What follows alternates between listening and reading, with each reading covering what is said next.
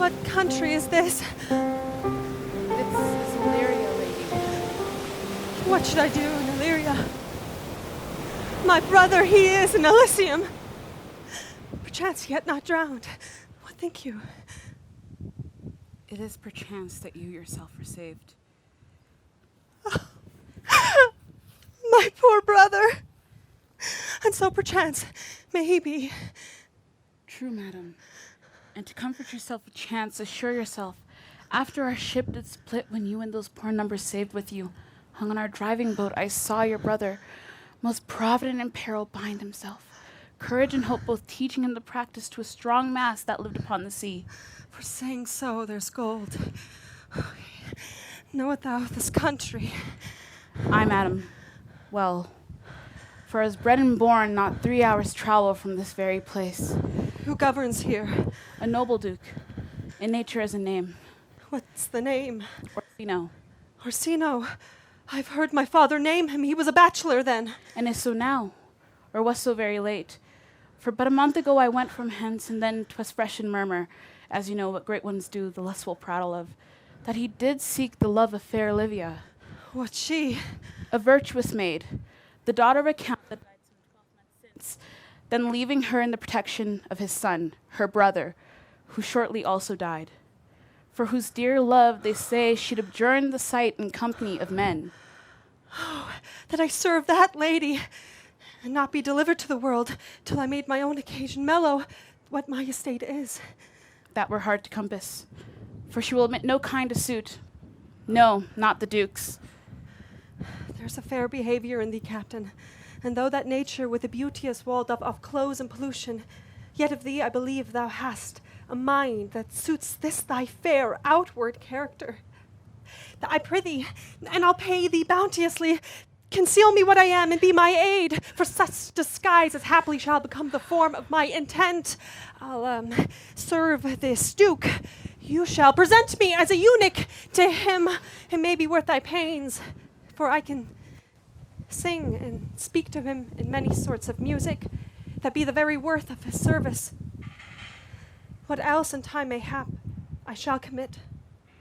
Only shape thy silence to my wit. Be you his eunuch, and your mute I'll be. When my tongue blabs, let mine eyes not see. I thank thee. Lead me on.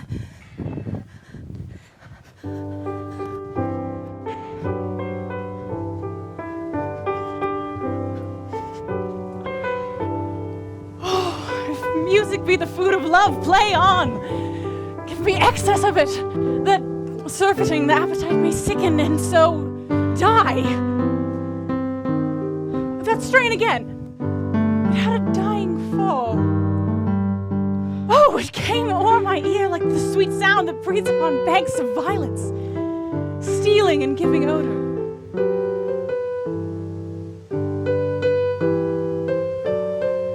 Enough! No more. 'Tis not so sweet now as it was before. Will you go hunt, my lord? What curio? The heart. Why, so I do. The noblest that I have. When my eyes did see Olivia first, methought she purged the air of pestilence. That instant was I turned into a hart, and my desires like fell and cruel hounds ere since pursue me. How now? What news from her? So please, my lord, I might not be admitted, but from her handmaid do return this answer. The element itself, till 7 years' heat, shall not behold her face at ample view. But like a cloistress, she will veiled walk and water once a day her chamber round with eye-offending brine. All this to season a brother's dead love, which she would keep fresh and lasting in her sad remembrance. Oh, she that hath a heart of that fine fame, to pray this debt of love but to a brother. How will she love when the rich golden shaft hath killed the flock of all affections else that live in her? When liver, brain, and heart, these sovereign thrones, are all supplied and filled her sweet perfections with one self-king? Away before me to sweet beds of flowers. Love thoughts lie rich when canopied with bowers.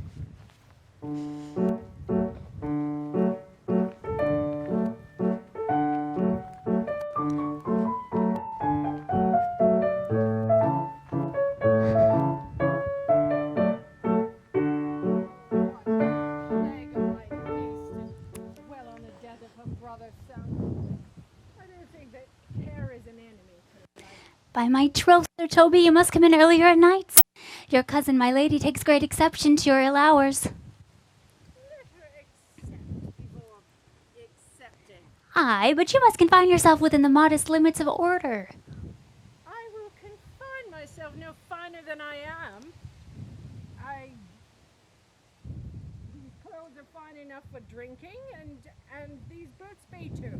And if not, they can hang themselves by their own straps. That quaffing and drinking will undo you. I heard my lady talk of it yesterday. And of a foolish knight that you brought one night here to be her wooer. Ooh, Sir Andreg, you cheek. Aye, he. Well, he's as tall as any man in Illyria. What's that to the purpose? He gets 3,000 ducats a year. But a year and all the ducats. And but the gift of a coward to allay the gust he hath in quarrelling, 'tis thought among the prudent he would quickly have the gift of a grave. He plays the viol de gamboys. He speaks 3 or 4 languages without book, word for word. And he hath all the good gifts of nature. Oh, he indeed almost natural, for besides that, as I said, he's a very fool and a quarreller. Oh, and who says this about him? They're scoundrels and subtractors. Who are they? They that add, moreover, he's drunk nightly in your company. With drinking health to my niece.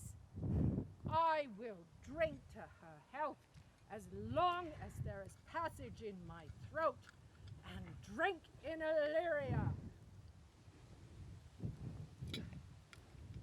And he's a coward and a coistrel who will not drink to my niece until his brains spin on a toe like the parish top. What wench?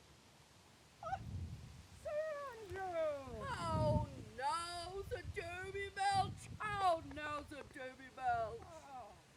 Oh, bless you, fair shrew! Oh, and you too, sir. Of course, Sir Andrew. What's up? Of course. My niece's chambermaid. Oh, good mistress, accost, I desire better acquaintance. My name is Mary, sir. Oh, good mistress, very accost. You mistake, knight. Accost is to board her, to front her, to assail her, to woo her. Oh, Marisa, I shall not undertake her in this company. Is that the meaning of the call? Fare you well, gentlemen. Oh, perhaps so, Sir Andrew, thou mayst never draw sword again. Oh, and that part so I might never draw full sword again. Do you think you have fools in hand? Sir, I have not you by the hand. Marry, so you shall have. Here's my hand. Now, sir, thought is free. I pray you, bring your hand to the buttery bar, and let it drink. Why, I think so. What's your... Wherefore, sweetheart? What's your metaphor? It's dry, sir. Well, I think so. I think my hand... I'm not such an arse, but I can tell if my hand is dry. Really? Do you think you have idiots in hand? Sir, I still do not have you by the hand. And as for my metaphor, it's a dry metaphor, sir. Are you full of them? Jests, sir? Yes, I have them at my fingers' ends. Mary, now I let go your hand. I am barren.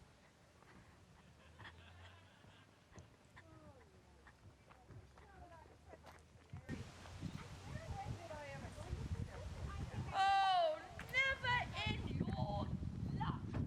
Well, unless you see Canary put me down. Methinks I have no more wit than a Christian or an ordinary man has. But I'm a great eater of beef, and I believe that does harm to my wit. No question. I thought so. I'd forswear it. I'll be home tomorrow, Sir Toby. What, dear knight?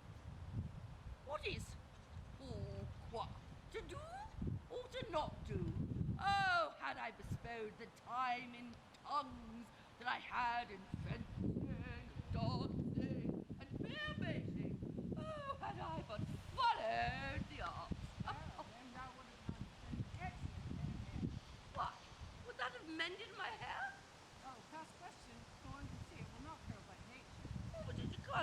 well enough, does it not? Excellent. It's like flax on a distaff. And I hope to see a housewife take it between her legs and spin it off. Oh, no, Faith. I'll ride home tomorrow. Your niece, she'll have none of me. And it's 4 to 1 she won't be seen by me. I mean, she's the Count's serving man. The Count himself here hard by woos her. She'll have none of the Count. She'll not match above her station. Not in years or a degree or to wit. Oh, I've heard her swear to it. Come on, there's life in a man. Oh, I'll stay a month longer. I'm the fellow with the strangest mind in the world. Oh, I delight in masks and revels all together. Are they all anybody, these Kingsaw's night? Oh, as any man in Illyria, whatsoever he be of the degree of my betters, and compare me not to an old man. Oh, what is our excellency? No, a galliard night. I can cut a caper. I can do a back trick. Simply as strong as any man in Illyria. Set about some revel. Shall we do else? Were we not born on the chorus? Chorus, that's sight and heart. No, legs and thighs, man. Let me see that caper. Hunter! Hunter! Excellent!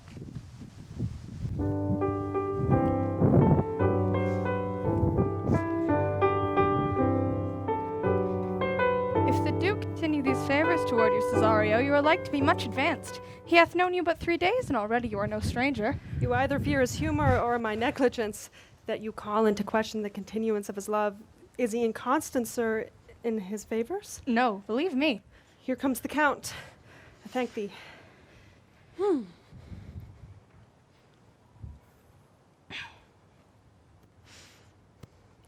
Cesario, ho! Here, my lord, on your attendance. Stand you a while aloof. Cesario, thou knowest no less but all. I have unclasped to thee the book of even my secret soul. Therefore, good youth, address thy gate unto her. Be not denied access. Stand at her door, and tell them there thy fixed foot shall grow, till thou have audience. Sure, my lord. If she be so removed from her sorrow, as it is spoke, she would never admit me. Be clamorous, and leap all civil grounds, rather than make unprofited return. Say I do speak to her, sir. What then?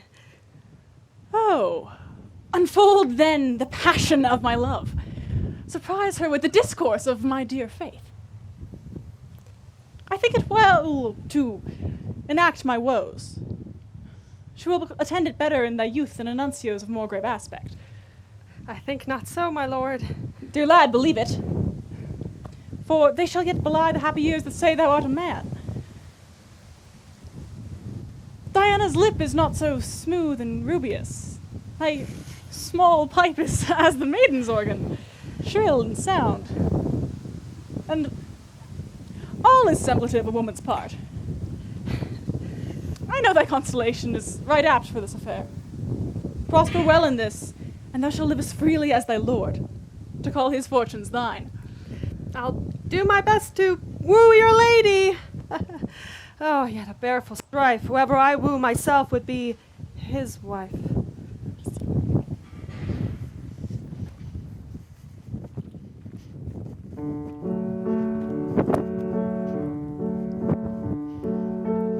Nay, I prithee, either tell me where thou hast been, or I will not open my lips so wide as a bristle may enter in way of thy excuse. My lady will hang thee for thy absence. What hang me? He that is well hanged in this world needs to fear no colors. Make that good? He shall see none to fear. Oh, a good Lenten answer. I can tell thee where that saying was born, if I fear no colors. Where, good Mistress Mary? In the wars, and that you may be bold to say so in your foolery. Well, God give them wisdom that have it, and those that are fools, let them use their talents. Yet you will be hanged for being so long absent. Or to be turned away, is that not as good as a hanging to you? Many a good hanging prevents a bad marriage. And for turning away, let summer bear it out. You are resolute, then? Not so, neither, but I am resolved on 2 points. That if one break, the other will hold. Or if both break, your gaskins fall. Apt in good faith, very apt. Well, go thy way. If Sir Toby would leave drinking, thou wert as witty a piece of Eve's flesh as any in Illyria. Peace, you rogue, no more of that. Here comes my lady. Make your excuse wisely, you were best. Wit, and it be thy will, put me into good fooling. Those wits that think they have thee do very oft prove fools, and I, that am sure I lack thee, may pass for a wise man. For what says Quinapolis? Better a witty fool than a foolish wit. God bless thee, lady.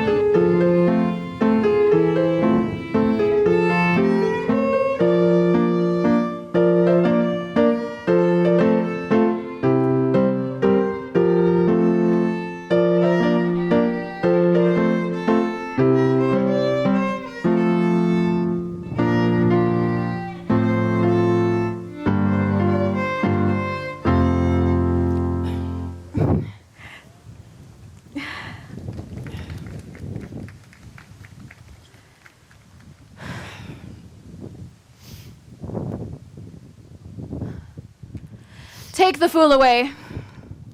Do you not hear, fellows? Take away the lady. Go to, you're a dry fool. I'll know more of you. Besides, you grow dishonest. 2 faults, Madonna, that drink and good counsel will mend. The lady bade take away the fool, therefore I say again, take her away. Sir, I bade them take away you. Misprision in the highest degree. Good Madonna, give me leave to prove you a fool. Can you do it? Dexterously, good Madonna. Make your proof.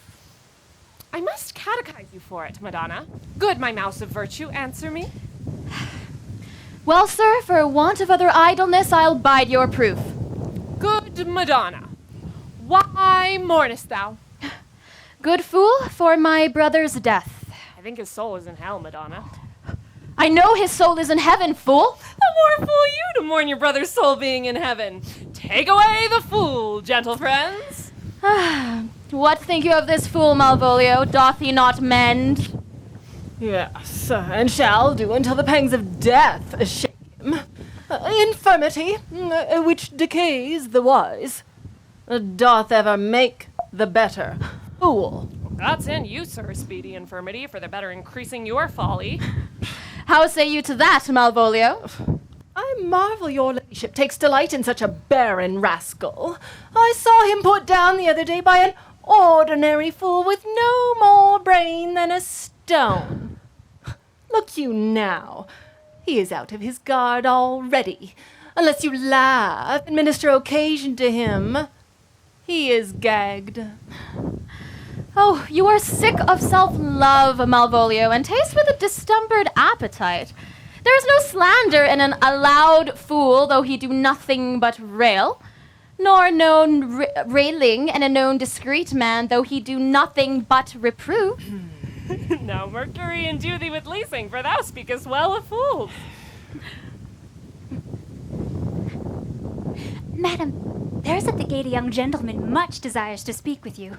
From the Count Orsino, is it? I know not, madam. 'Tis a young man, and, well attended.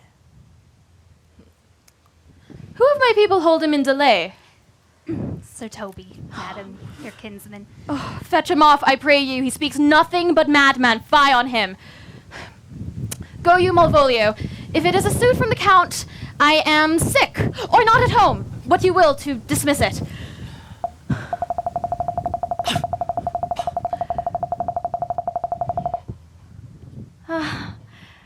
By mine honor, half drunk.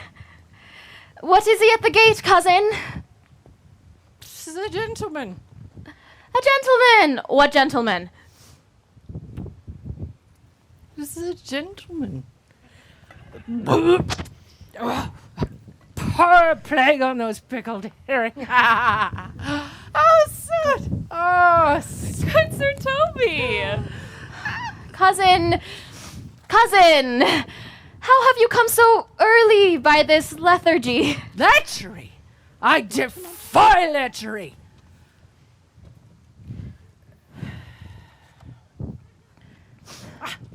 There's one at the gate. Ay, marry, what is he? Let him be the devil any will, I care not. Give me faith, say I. Do you have water in one of these? It's so fun. What's a drunken man like, fool? Like a drowned man, a fool, and a madman. One draught above heat makes him a fool. The second mads him, and the third drowns him. I'm still not 100%. Well, go thou and seek the crowner, let him sit to my cuz, for he's in the 3rd degree of drink. He's drowned. Go, He's look but after mad him. yet, Madonna, and the fool shall look to the madman.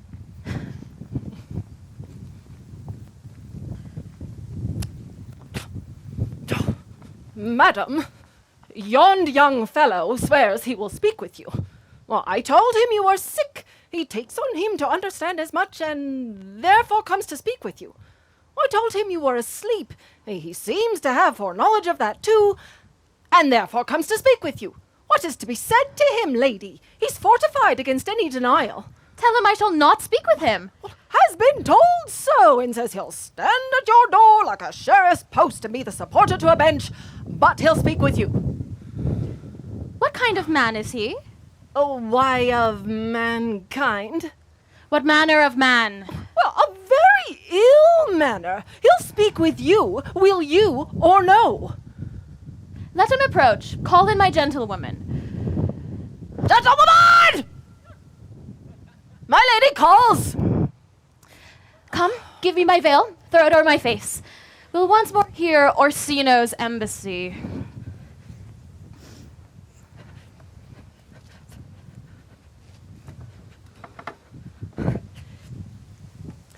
Honorable lady of the house. Which is she? Speak to me. I shall answer for her. Your will? Most radiant, exquisite, unmatchable beauty. I pray you, tell me if this be the lady of the house, for I've never saw her. I beloved to cast away my speech, for besides it's excellently well penned, and I've taken great pains to con it. Whence came you, sir? I can say little more than I've studied, and that question's out of my part. Good gentle one, give me modest assurance that you are the lady of the house. Are you a comedian? No, my profound heart. And yet I swear I'm not what I play. Are you the lady of the house? If I do not usurp myself, I am. Well, certain. If you are she, you do usurp yourself, for what is yours to bestow is not yours to reserve. But this is the form of my commission. I'll on with my speech in the praise of you and show you the heart of the message. Come to what is important in it. I forgive you the praise. Alas, I've taken great pains to study it. 'Tis poetical. 'Tis the more like to be feigned. I pray you keep it in. I heard you were saucy at my gates, and allowed your approach rather to wonder at you than to hear you. If you be not mad, be gone. If you have reason, be brief. 'Tis not that time of moon with me to make one in so skipping a dialogue. Will you hoist sail, sir? Here lies your way. No, good swabber, I'll haul here a little longer.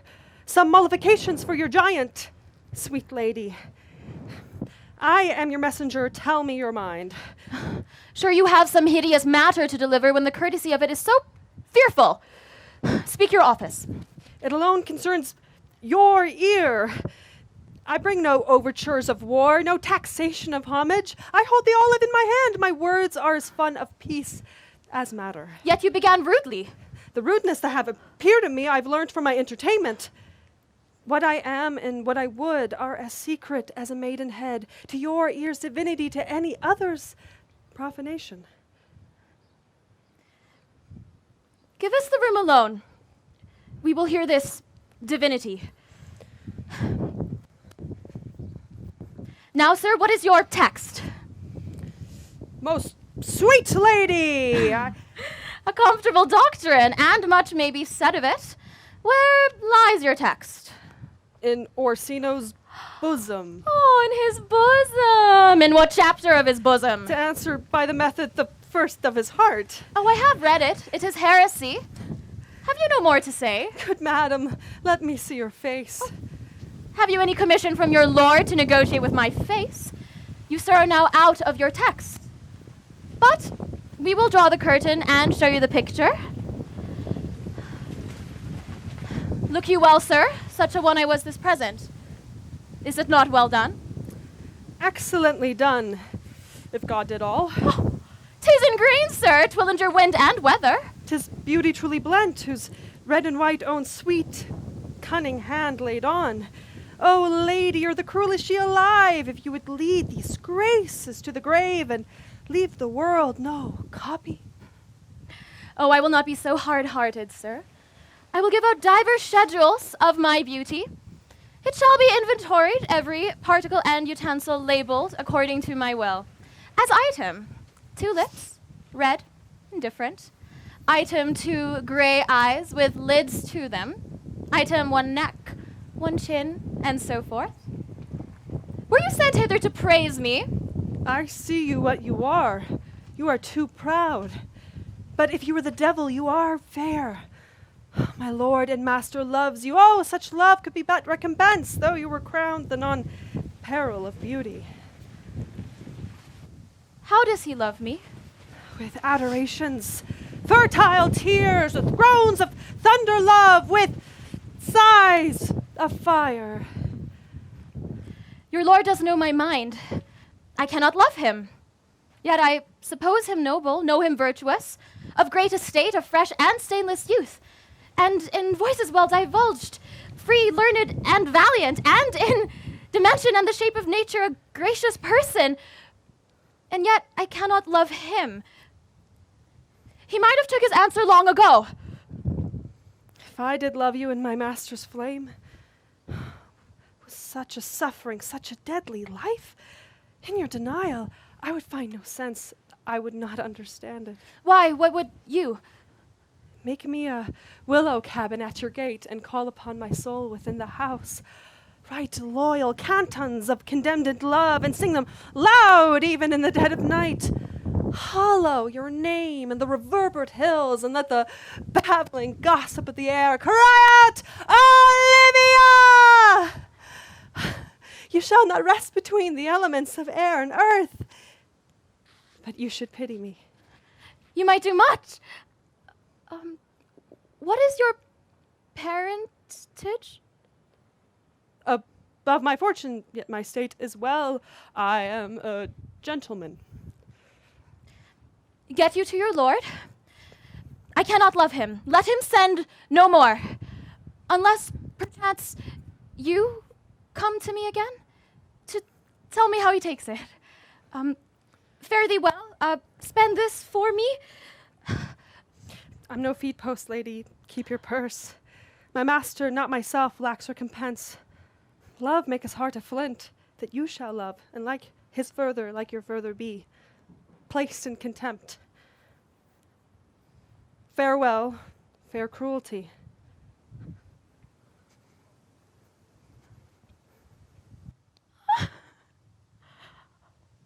What is your parentage?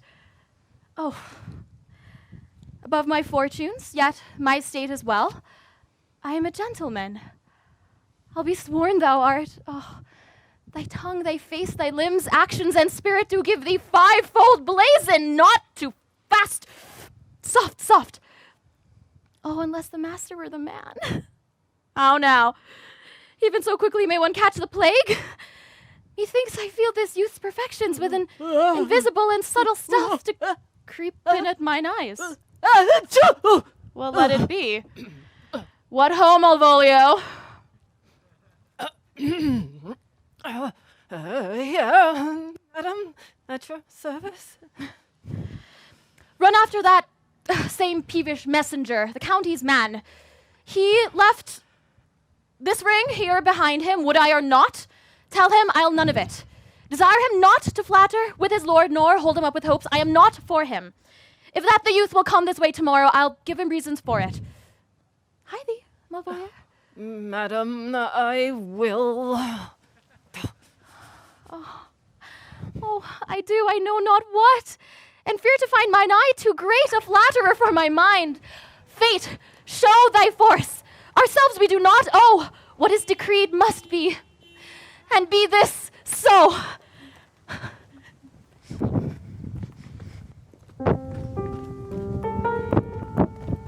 Will you stay no longer, nor will you that I go with you? By your patience, no. My stars shine darkly over me. The malignancy of my fate might perhaps distemper yours. Therefore, I must crave of you your leave, that I may bear my evils alone. 'Twere a bad recompense for your love to lay any of them on you. Let me yet know of you, whither you are bound. No, sooth. My determinate voyage is mere extravagancy. And yet, I do perceive in you so excellent a touch of modesty that you would not extort from me that which I am willing to keep in. Therefore it charges me in manners that rather to express myself. You must know of me then. Antonio, my name is Sebastian, which I called Rodrigo. My father is that same Sebastian of Messaline, whom I know you have heard of. He left behind him myself and a sister, both born in an hour. Had the heavens been pleased, would we had so ended. But you, friend, altered that. For some hour before you took me from the breach of the sea, was my sister drowned. Alas, the day. A lady, sir, though it was said she much resembled me, was yet of many accounted beautiful. No, I cannot with such estimable wonder over far believe that. Thus far I will boldly publish her. She bore a mind that envy could not but call fair. She is drowned already, with salt water, though it seems I drown her remembrance again with more. Pardon me, sir. Your bad entertainment. Oh, my good Antonio, forgive me your trouble. If you will not murder me for my love, let me be your servant. I am bound to the Count Orsino's court. Farewell.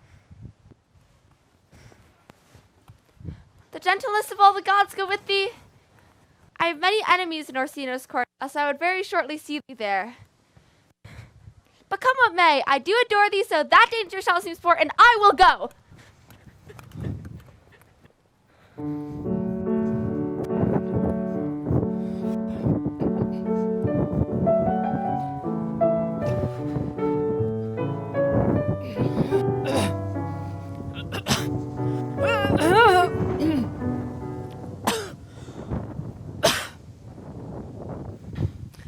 Were not you even now with the Countess Olivia?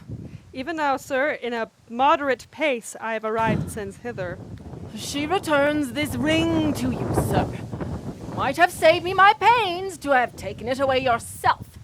She adds, moreover, that you'll put your lord into a desperate assurance she will none of him. And one thing more, that you never be so hardy to come again in his affairs, unless it be to report your lord's taking of this.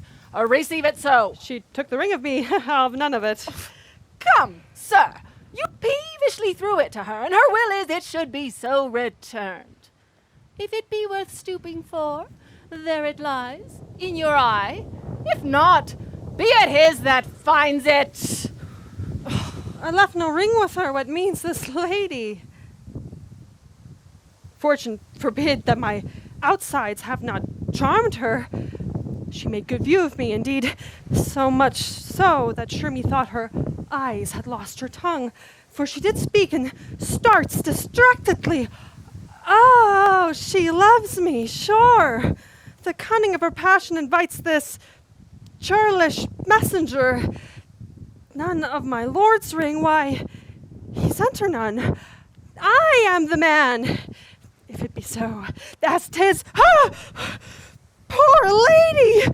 She would be better to love a dream. Oh, disguise! I see thou art a wickedness, wherein the pregnant enemy does much. How easy is it for the proper false in woman's waxen hearts to set their forms! Alas, our frailty is the cause, not we. Such we are made of, such we be. How will this veg?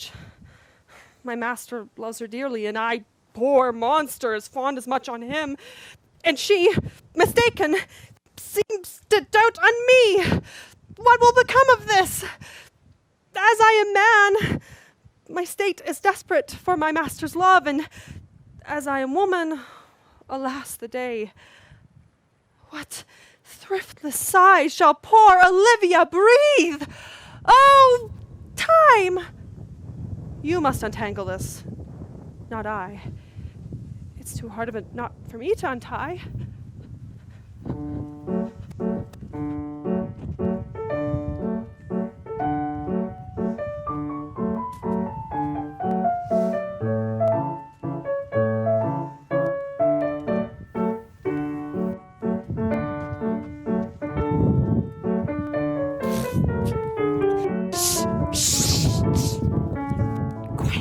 Andrew! Approach! Shh! Now, to be up after midnight and to go to bed then is to go to bed betimes. And as thou knowest... Nay, my troth, that I know not. But what I do know is that to be up late is to be up late. It is a false conclusion, and I hate it like an unfilled can. But to be up after midnight and to go to bed then is early. So to go to bed after midnight is to go to bed betimes.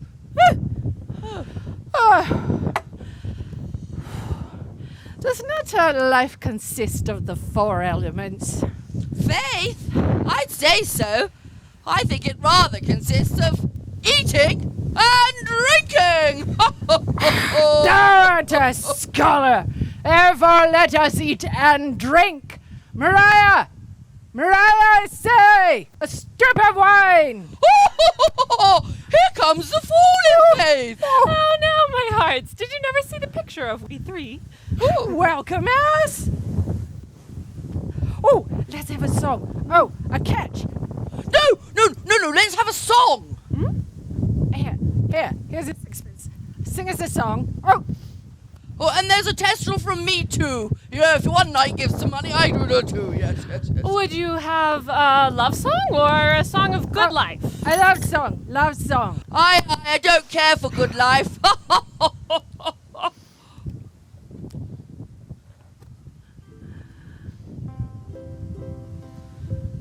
Oh, mistress mine, where are you roaming? Oh, stay and hear your true love's coming. You can sing both high and low. Hoo! Trip no further, pretty sweeting. Journeys end in lovers meeting. Every wise man's son doth know. Excellent in good faith. What is love? 'Tis not hereafter. Present mirth hath present laughter. What's to come in delay there lies no plenty. So come and kiss me sweet and 20. Youth's a stuff will not endure. A mellifluous voice! Very contagious voice. Very sweet and contagious in faith. What a caterwauling do you keep here? If my lady have not called up her steward Malvolio and bid him turn you out of doors, never trust me. My lady is a Catian. We are politicians. Malvolio's a Pegger Ramsay, and 3 merrymen are we. Oh, am I not of her blood? Have I not drunk Tilly Valley, lady. There was a man in Babylon. Lady, there was a man in Babylon. Lady! That's an admirable Day of fooling. December. For the love of God, peace! My masters, are you mad? Do ye make an ale house of my lady's house? Is there no respect of place, persons, nor time in you? Did keep time, sir. In our catches. Sir Toby, I must be round with you. My lady bade me tell you that though she harbours you as her kinsman, she's nothing allied to your disorders. If you could separate yourself and your misdemeanors, you are welcome to the house. If not, and it please you to take leave of her, she is very willing to bid you farewell.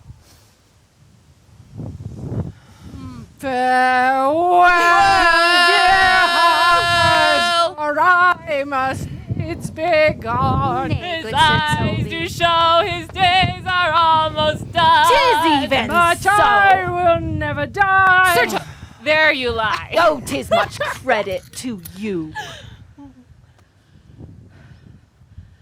Art thou any more than a steward?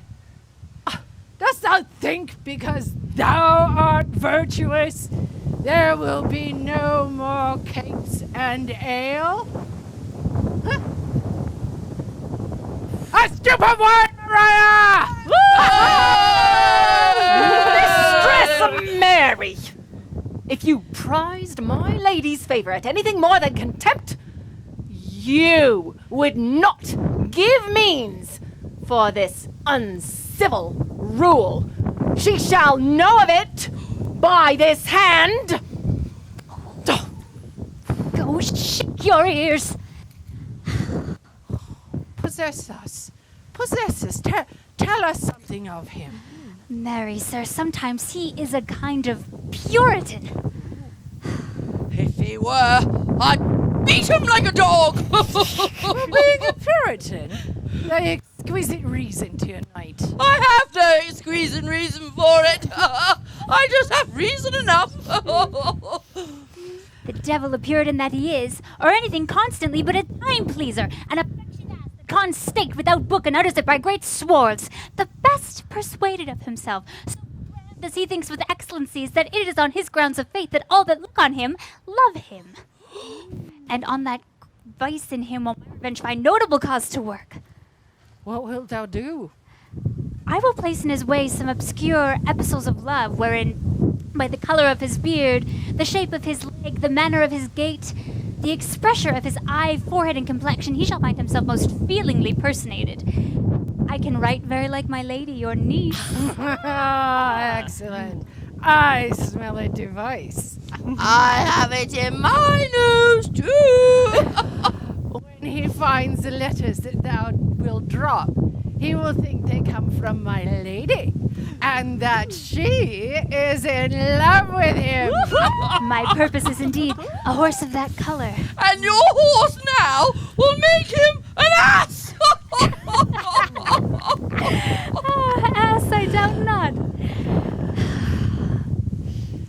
Sport Royal, I warrant Oh, you. 'twill be admirable. Sport Royal, I warrant you. I know my physic will work with him. I will plant you two, and let the fool make a third, where he shall find the letter.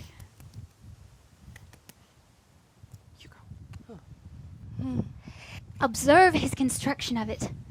For now, to bed, and dream on the event. Farewell. Oh, before me, she's a good wench. Aye, she's a beagle. True bred. And one that adores me. What of that? I was adored once too, you know. To bed now. Thou hast need send for more money. Your niece, I'm a foul way out. If I cannot recover your niece, I'm a foul way out. Oh, send for more money, knight. If thou hast her not in the end, call me cut. Oh, as you will. I trust in you. Come- I'll do as you say. Yeah, Come, yeah. Knight, I'll burn some sack. It's too late to go to bed now. The guitar makes me nervous. Come, Knight. I'm coming.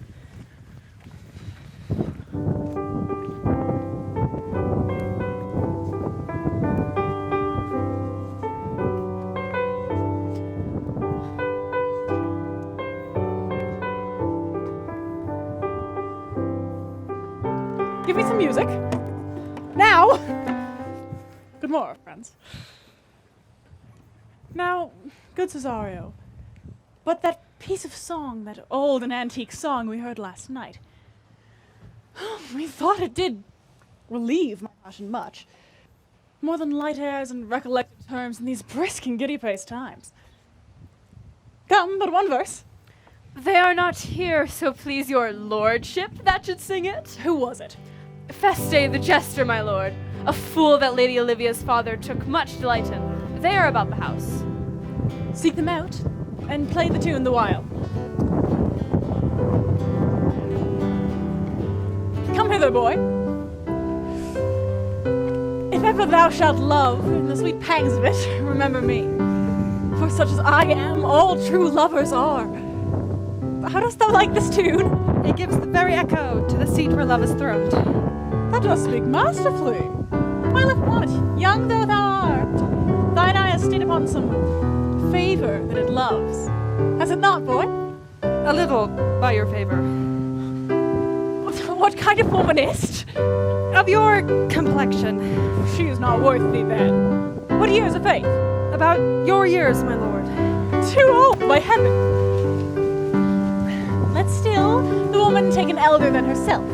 So wear she to him, so sway she level in her husband's heart. For boy, however we do favor ourselves, our fancies are more giddy and unfirm, more longing, wavering, sooner lost and worn than women's are. I think it well, my lord.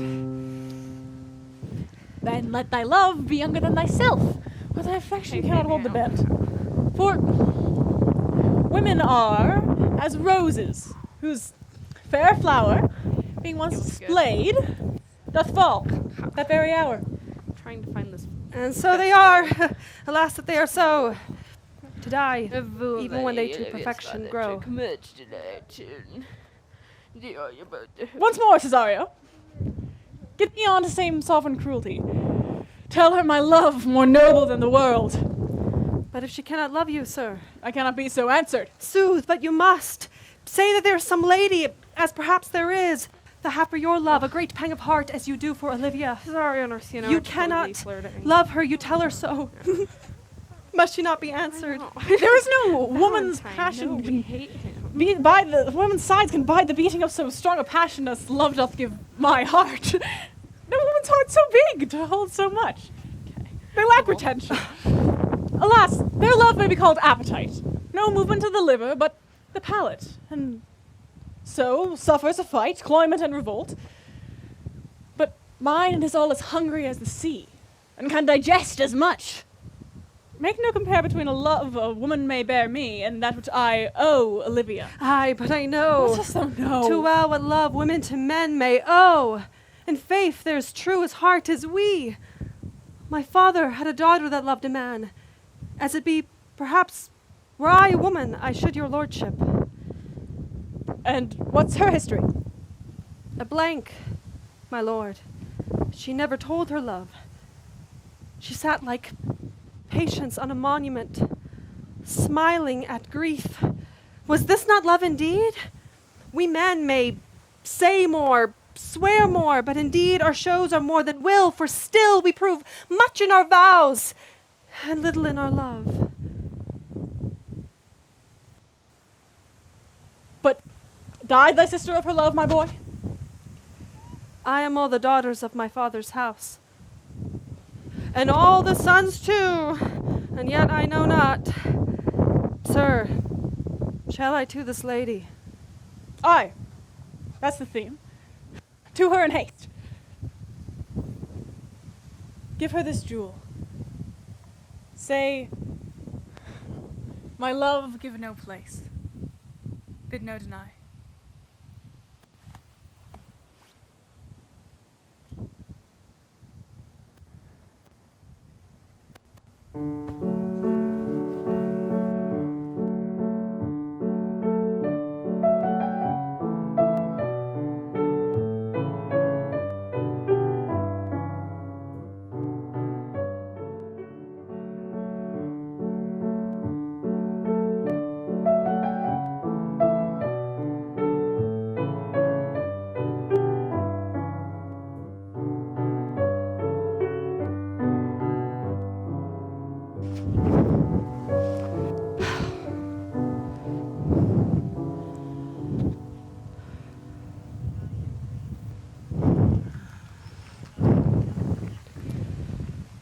Come thy ways, dear Fabian.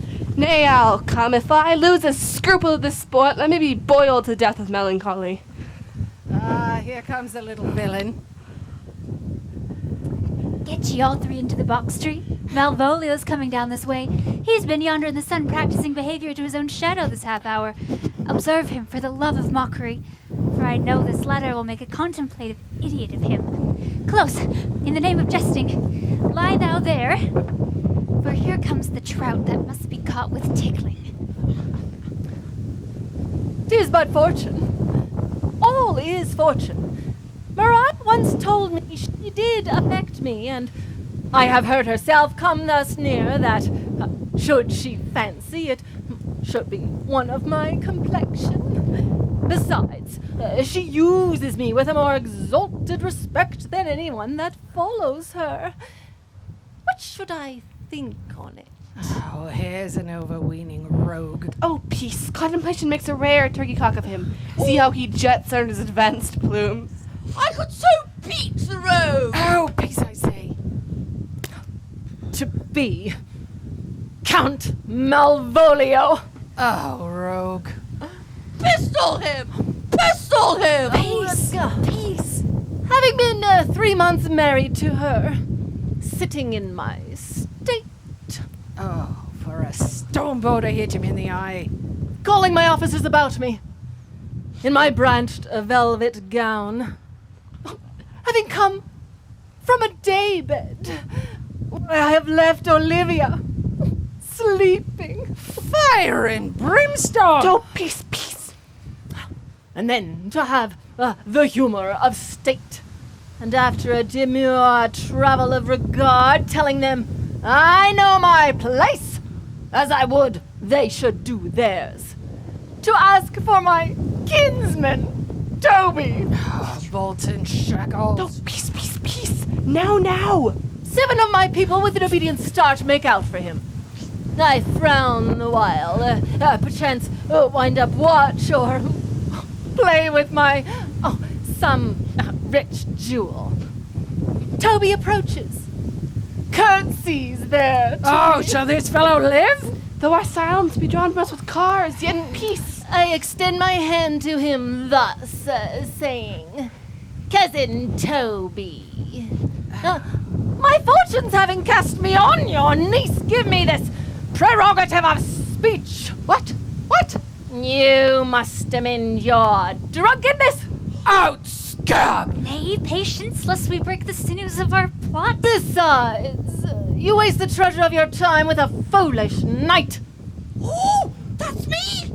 You weren't you? One Sir Andrew. Oh, I knew it was me, for many call me fool! What employment have we here? Now is the cock near the gin. By my life, this is my lady's hand. These be her very C's, her U's, and her T's. And thus she makes her great P's. It is in contempt of question, her hand. Her C's, her U's, her T's, why that? To the unknown beloved, this and my good wishes. Oh, her very phrases. By your leave, wax soft. And the impression her Lucrece, with which she uses to seal, 'tis my lady. To whom should this be? Jove knows I love, but who? Lips do not move. No man must know. No man must know. What follows? Oh, the numbers altered. No man must know. Well, if this should be thee, Malvolio.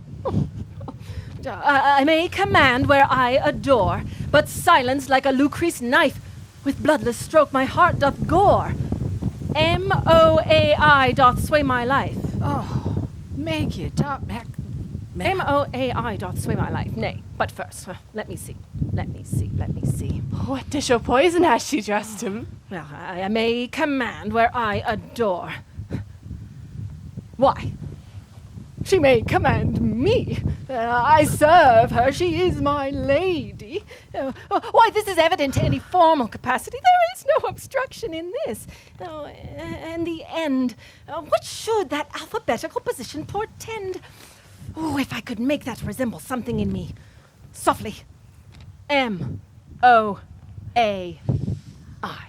Oh, I make up that. Ah, he's not a cold scent. M. Oh, Malvolio. M. Why? That begins my name. Did I not? M-O-A-I.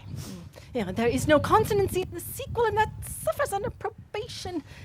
A should follow, but O does. Then O shall end, I hope. Oh, hi, or I'll cudgel him and make him cry. Oh! And I comes behind. Aye, and you had any eye behind you, you might see more detraction at your heels. M-O-A-I.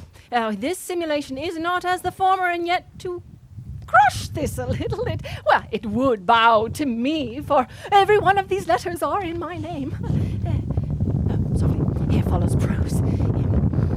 If this falls into thy hand, revolve. In my stars I am above thee. But be not afraid of greatness. Some are born great, some achieve greatness, and some have greatness thrust upon them. Thy fates open their hands. Be opposite with a kinsman, surly with servants. She thus advises thee that sighs for thee. Remember who commended thy yellow stockings, and wish to see thee ever cross-gartered. I say remember. Go to, thou art made, if thou desirest to be so. If not, let me see thee a steward still, the fellow of servants, and not worthy to touch fortune's fingers. Farewell, she that would alter services with thee, the fortunate unhappy.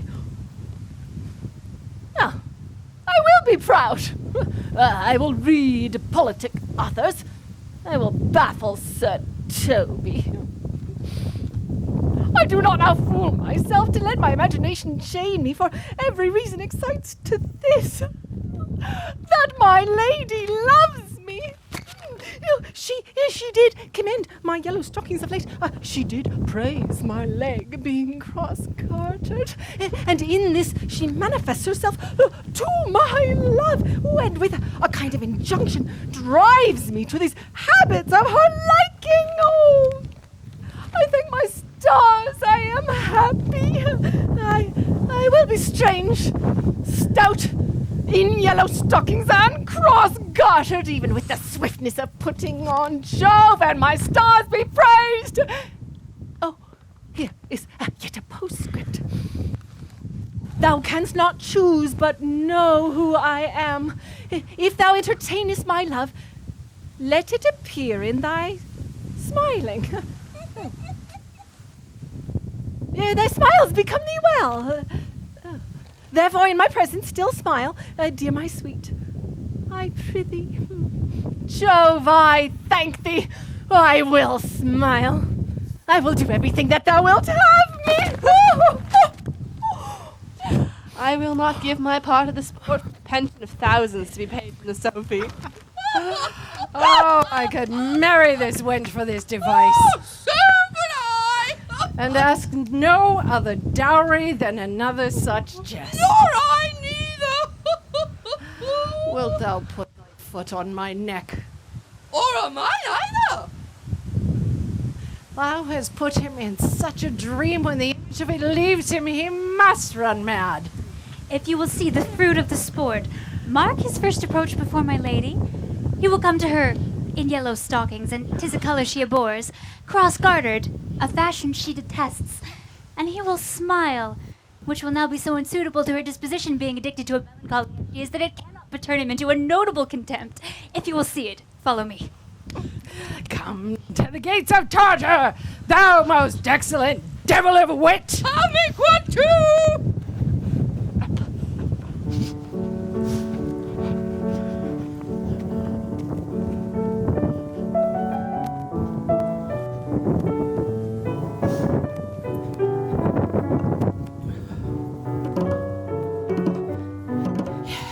Yes, we do. What do we do? Where do we go?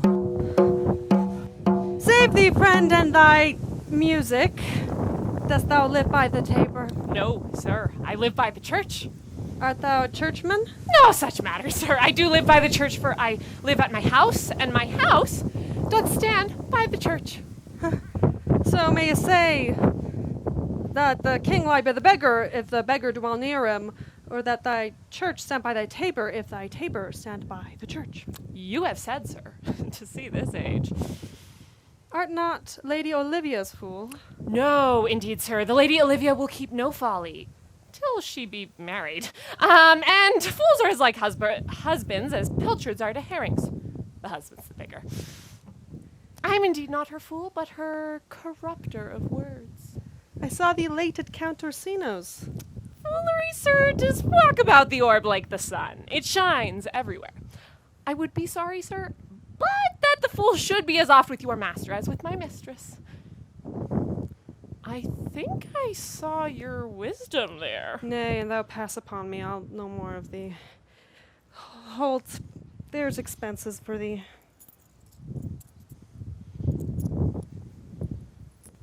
No, Jove, and his next commodity of hair. Send thee a beard. By my troth, I'll tell thee I'm almost sick for one, though I would not let one grow on my chin. Is thy lady within? Would not a pair of these have bread, sir? Being kept together and put to use? I would bring a cressida to this Troilus. I understand you, sir. 'Tis well begged. My lady is within. I will construe to them from whence you come.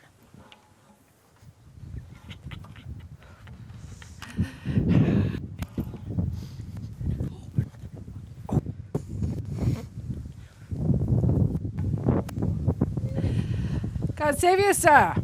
And you, sir? Adieu, God, monsieur. Et voici votre serviteur.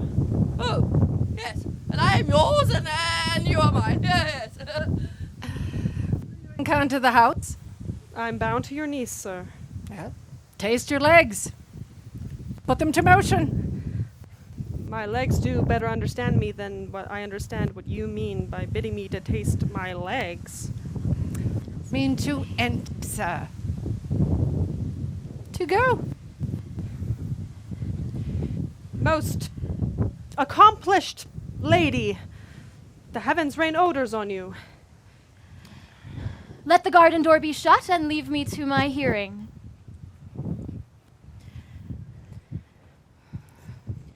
Give me your hand, sir. My duty, madam, and most humble service. What is your name? Cesario is your servant's name, fair princess. My servant, sir. Your servant to the Count Orsino, youth. And he is yours, and it must needs be yours. His servant is your servant, madam. For him I think not on him.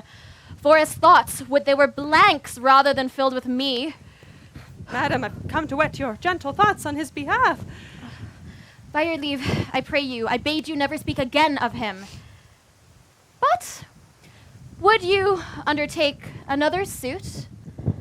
I would rather hear you to solicit that than music from the spheres. Oh, sweet lady.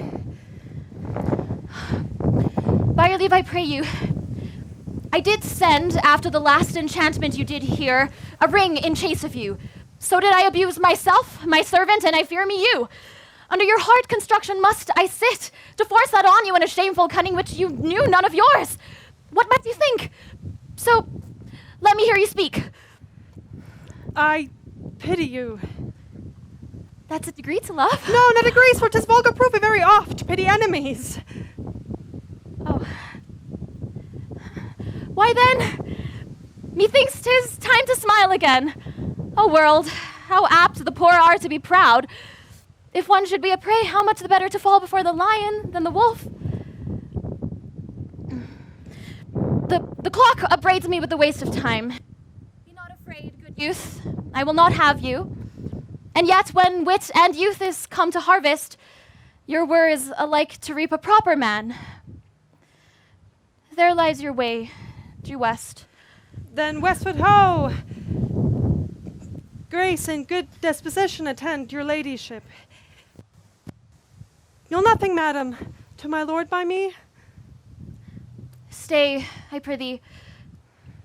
Tell me what thou thinkest of me. That you think you're not what you are. If I think so, I think the same of you. I think you're right. I am not what I am. I would you were as I would have you be. Would it be better, madam, if I am? I wish I might, for now I am your fool. Oh, what a deal of scorn. Looks beautiful in the contempt and anger of his lip. A murderous guilt shows not itself more soon than love that would seem hid. Love's night is noon. Cesario, by the roses of the spring, by maidhood, honor, truth, and everything, I love thee so, that maugre all thy pride, nor wit, nor reason can my passion hide. Oh, do not extort thy reasons from this clause, for that I woo, thou therefore hast no cause.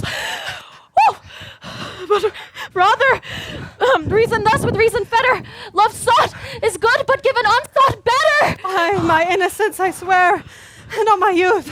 I have one heart, one bosom, one truth, and that no woman has, nor never none shall be mistress of it, save I alone, and say adieu. Good madam, no more will my master's tears do you deplore.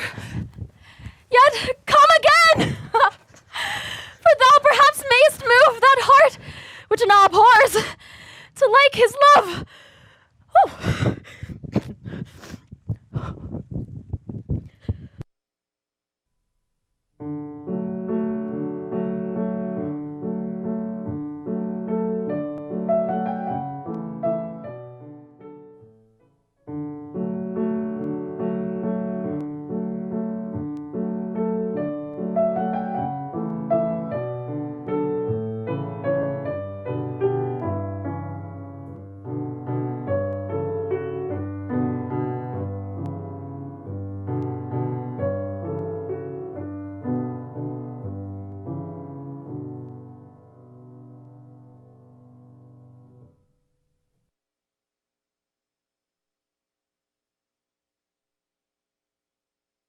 Music.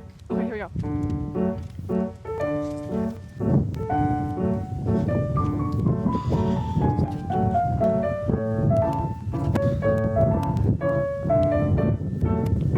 Faith, I'll not stay a jot longer. Oh, thy reason, dear Venom, thou must give thy reason. You must needs yield your reason, sir.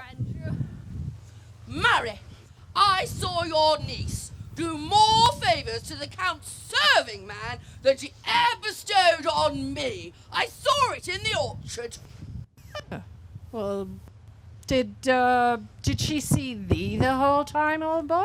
Tell me that. Plain as I see you now. This was a great argument of love in her towards you. Slight, will you make an ass of me? She did show favor to the youth in your sight, only to exasperate you, to awaken your dormouse valor, to put fire in your heart and brimstone in your liver. You should then have accosted her, and with excellent jest fire from the mint, you should have banged the youth into dumbness. This was looked for at your hand, and this was balked. The double guilt of this opportunity you let time wash off, and you are now sailed into the north of my lady's opinion, where you will hang like an icicle on a Dutchman's beard, unless you do redeem it yourself by some laudable attempt of either valor or policy. It be anyway. It'll be with valor, for policy I hate. Well then, challenge the Count's youth to fight with him, and hurt him in 11 places. My niece shall take note of it, and rest assured there is no love broker in the world can more prevail on man's commendation with woman than a notable report of valor. Will both of you bear me a challenge to him? Go, write it. In a martial hand, be cursed but brief. It matter not how witty, so be eloquent and fun of invention. Taunt him with the license of ink. Go, about it. This is a dear man to you, Sir Toby. Oh, I have been very dear to him, about 2,000 strong or so. We have a rare letter from him, but shall not deliver it. Oh, well, never trust me then. Be sure to spur on the youth to an answer.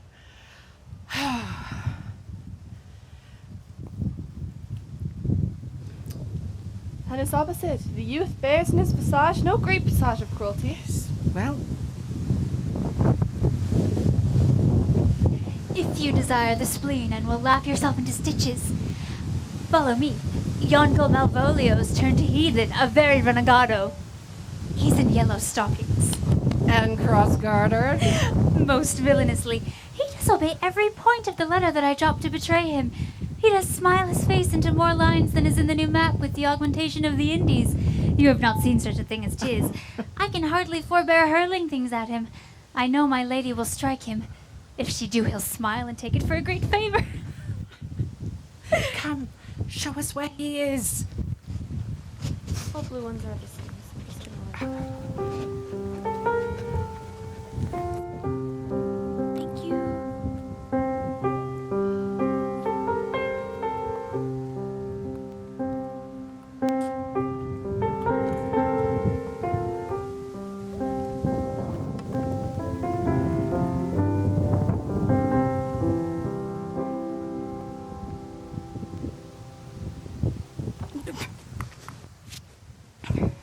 I would not by my will have you, but since you make your pleasure of your pains, I will not further chide you. I cannot stay behind you. My desire more sharp than file steel did spur me forth. And not all love to see you, though so much as might have drawn one to a longer voyage. But jealousy what might befall your travel, being skilless in these parts, which, to a stranger, unguided and unfriended often prove rough and unhospitable. My willing love, the rather by these arguments of fear, set forth in your pursuit. My dear Antonio, I can no other answer make but thanks. And thanks, and ever oft good turns are shuffled off with such uncurrent pay. But for my worth as is my conscience firm, you should find better dealing. What's to do? Shall we go see the relics of this town? Tomorrow, sir. Best first go see your lodging. I'm not weary, and 'tis long tonight. Come, let's satisfy our eyes with the memorials and things of fame that do renown this city. Would you'd pardon me? I do not without danger walk these streets. Once, in a sea fight against the Count his galleys, I did some service, of such note indeed, that were I taken here, it would scarce be answered. Belike you slew great number of his people. The offense is not of such bloody nature, albeit the quality of the town crowd might well have given us bloody argument. Might have since been answered in repaying what we took from them, which, for traffic's sake, most of our city did. Only myself stood out, for which if I be lapsed in this place, I shall pay dear. Do not then walk too open. It doth not fit me. Hold, sir. Here's my purse. In the south suburbs at the Elephant is best to lodge. I will bespeak our diet whilst you beguile the time and feed your knowledge with viewing of the town. There you shall have me. Why I your purse? Happily your eye shall light upon some toy you have desire to purchase, and your store, I think, is not for idle market, sir. I'll be your purse bearer and leave you for an hour. To the Elephant? I do remember.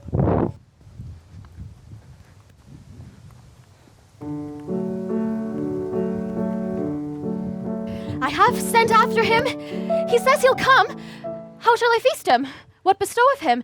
For youth is bought more oft than begged or borrowed. I speak too loud. Where is Malvolio? He's sad and civil and suits well for a servant with my fortunes. Where is Malvolio? He's coming, madam, but in very strange manner. He is sure possessed, madam. Why, what's the matter? Does he rave? No, madam, he does nothing but smile. Your ladyship were best to have your guard about you. If he come, for sure the man is tainted in his wits. Go call him hither. I am as mad as he, if sad and merry madness equal be.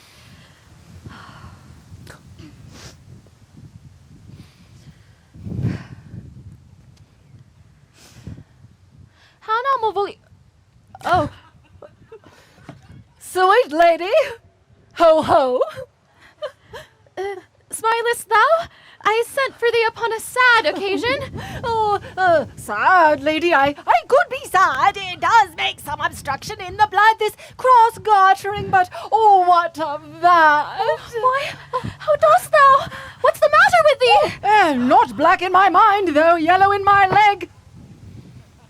It did come to his hands, and all commands shall be executed. I think we do know the sweet Roman. And, wilt thou go to bed, Malvolio? Aye! To bed! Sweetheart! And I'll come to thee! God comfort thee! Why dost thou smile and kiss thy hand so oft? How do you, Malvolio? No, at your request. Yes, nightingales answer daws. Why appear you with this ridiculous boldness before my lady? Be not afraid of greatness. 'Twas well writ. What meanest thou by that, Malvolio? Some are born great.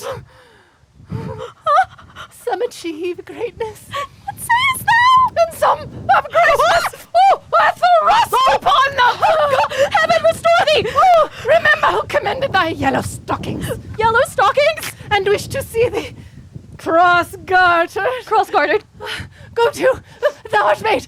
If thou desirest to be so. Am I made?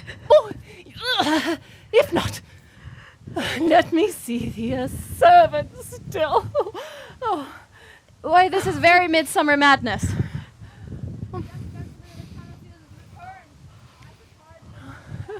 Tends your ladyship's pleasure. I'll come to him. Good Maria!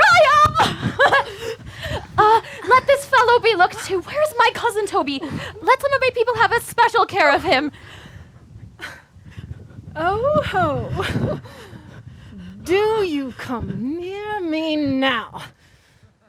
No worse man than Sir Toby to look to me. This concurs directly with the letter.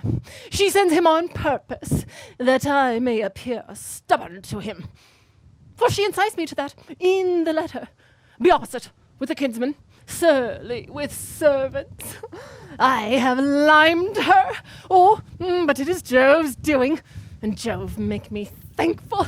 And when she went away now, let this fellow be looked to, fellow, not Malvolio, or after my degree, but fellow. Why, everything adheres together. That is no dram of a scruple, no scruple of a scruple, no obstacle, no incredulous or unsafe circumstance. What can be said? Nothing that can come between me and the full prospect of my hopes. Jove, not I, is the doer of this, and he is to be thanked. Where in the name of sanctity is he?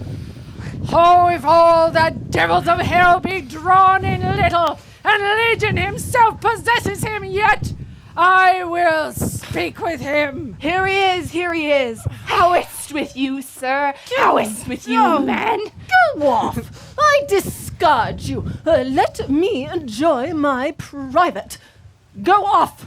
Lo, how hollow the fiend within him speaks, did not I tell you? Sir Toby, my lady, praise you to have a care of him. Peace, peace. Go thy way. We must treat him gently. Gently. Let me alone with him. Malvolio, how are you? How is thou, man? Go, roll, you! I magnify the devil! Consider he is the enemy to mankind! Do you know what you say? The devil, how he takes it at heart? Pray God he be not bewitched. Carry his water to the wise woman. Marry, and it shall be done tomorrow morning as I live. My lady would not lose him for more than I'll say. How now, mistress? Oh, Lord. Oh, prithee, hold thy peace.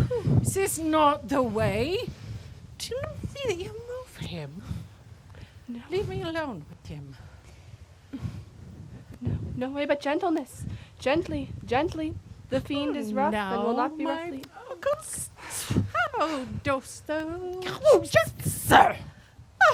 Come with me, Biddy. Oh, get him to say his prayers, good Sir Toby. Get him to pray. My prayers, minx. No, I warrant you, he will not hear of godliness. Oh, go hang yourselves all. You are idle, shallow things. I am not of your element. You shall know more hereafter.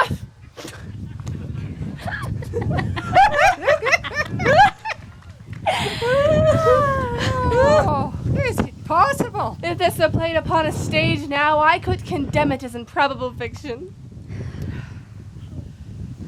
Well, nay, pursue him, lest the device take air and taint. Why, we shall make him mad indeed. The house will be the quieter.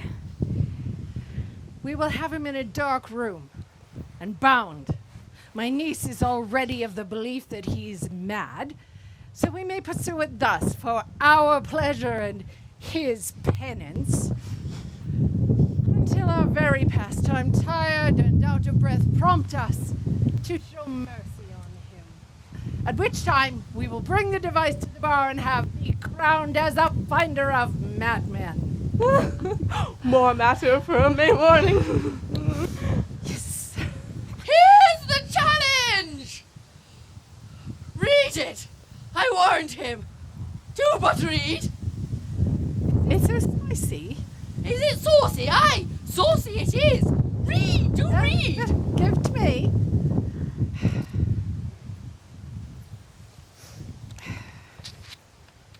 Youth, whatsoever thou art but a scurvy fellow. Good and valiant. Wonder not, nor admire not in thy mind why I do call thee so, for I will show thee no reason for it. A good note that keeps you from the blow of the law. Thou comest to the Lady Olivia, and in my sight she uses thee kindly, but thou liest in thy throat. That is not the matter I challenge thee for. Very brief and exceeding to good sense. Less. I will waylay thee going home, where if it be thy chance to kill me, Good. thou killest me like a rogue and a villain.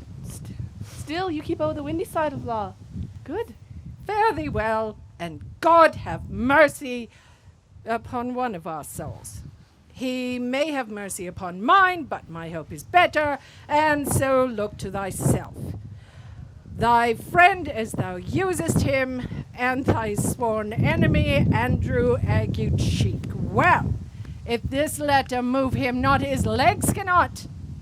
I'll give it to him. You may have very soon occasion for it, for he is now in some commerce with my lady, and will by and by depart. Go, Andrew. Scout me for him at the corner of the orchard like a bumbailey. And as soon as thou seest him, draw. And when they draw, swear horrible. For it comes to pass off that a terrible oath, with a swaggering accent twanged off sharply, gives more approbation to manhood than any proof ever could. Ooh, Away! ooh, let me alone for swearing. Okay. Oh dear. Now, will I not deliver this letter? For the youth shows some capacity in breeding. His employment between his lord and my niece shows no less. Therefore, this letter will inspire no terror in the youth. He shall find it comes from a clodpole. I will, however, sir, deliver your challenge by word of mouth. Inspire Ague-Cheek with a notable report of valor, and give the gentleman a most hideous opinion of his youth, rage, skill, and impetuosity. This shall so fright the both of them that they'll kill they'll kill one another on the look, like cockatrices. Here he comes with your niece.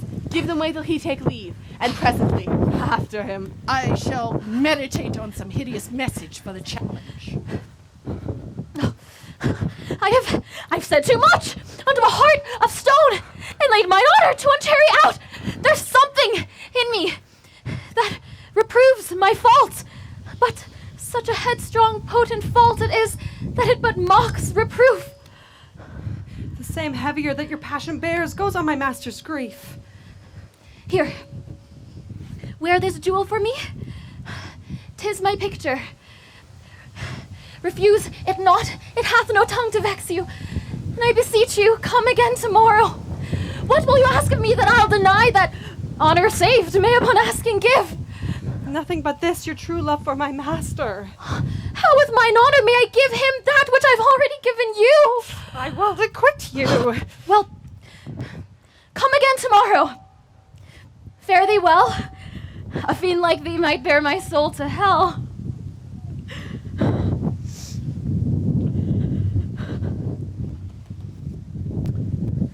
God save thee, gentlemen.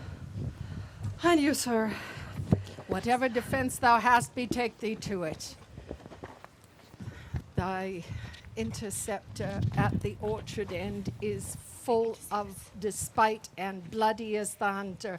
I know not what wrongs thou hast done him, but be yare in thy preparation, for thy opponent is skillful, quick, and deadly. You mistake, sir. I'm sure that no man have any quarrel to me. My remembrance is very free and clear of any image of offense I've done to any man. I assure you, you will find otherwise. Therefore, if you hold your life at any price, betake you to your God. The opposite has within him all of the skill, fury, wrath, and that can furnish man with all. I pray you, what is he? He is knight, dubbed with unhatched rapier and on carpet consideration, but in private brawl he is a very devil.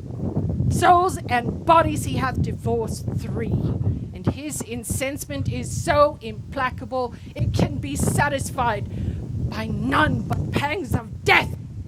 Sepulchre. I will return again into the house and desire some contact with the lady. I am no fighter.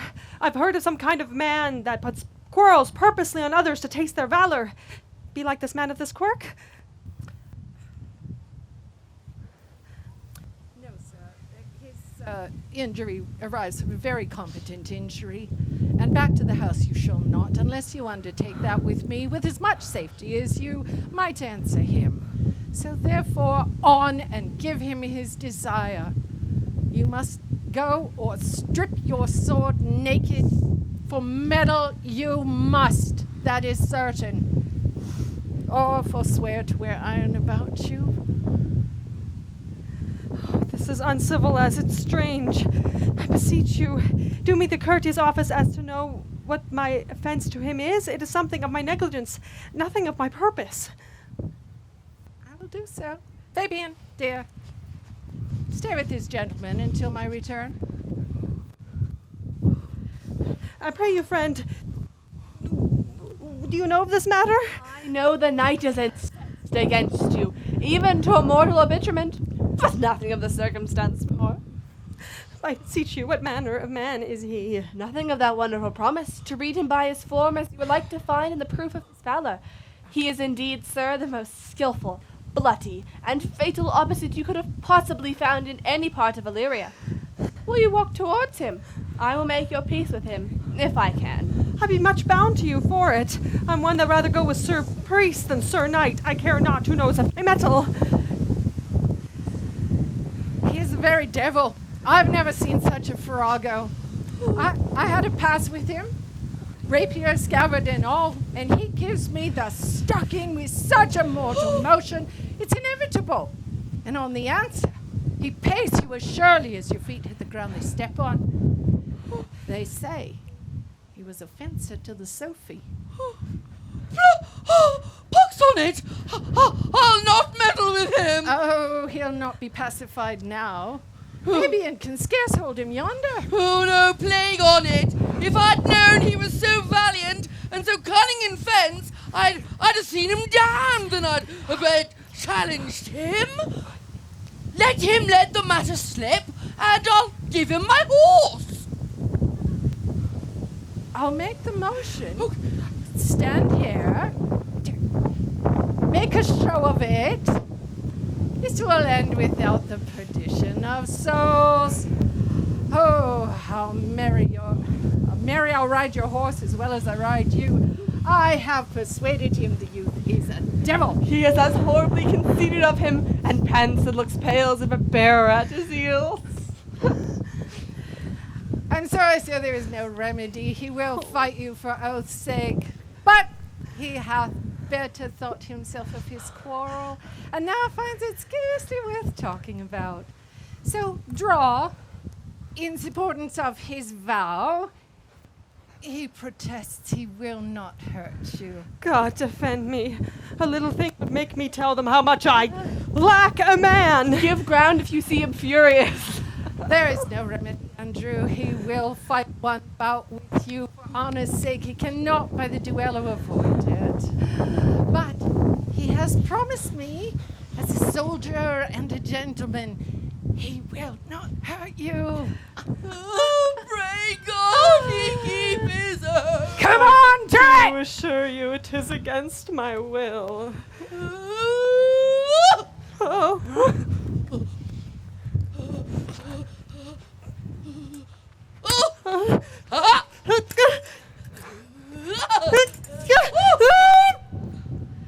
Put up your sword! If this young man hath done offense, I take the fault on me. If you offend him, I for him defy you. You, sir, what are you there? One, sir, that for her love dares yet do more than you yet heard him brag to you he fell. Oh, nay, sir, if you are an undertaker, I am for you. Oh! Oh!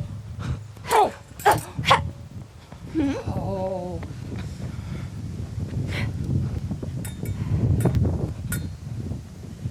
Oh, good Sir Toby, hold! Here comes the officers. I'll be with you anon. Put your sword up if you please. Oh, marry, sir, will I? And not that I promised you. I'll be as good as my word. He bears easily and reigns well. That's the man. Do thy office. You do mistake me, sir.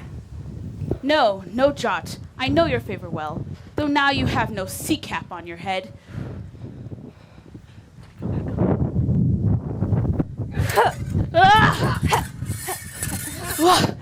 Ha.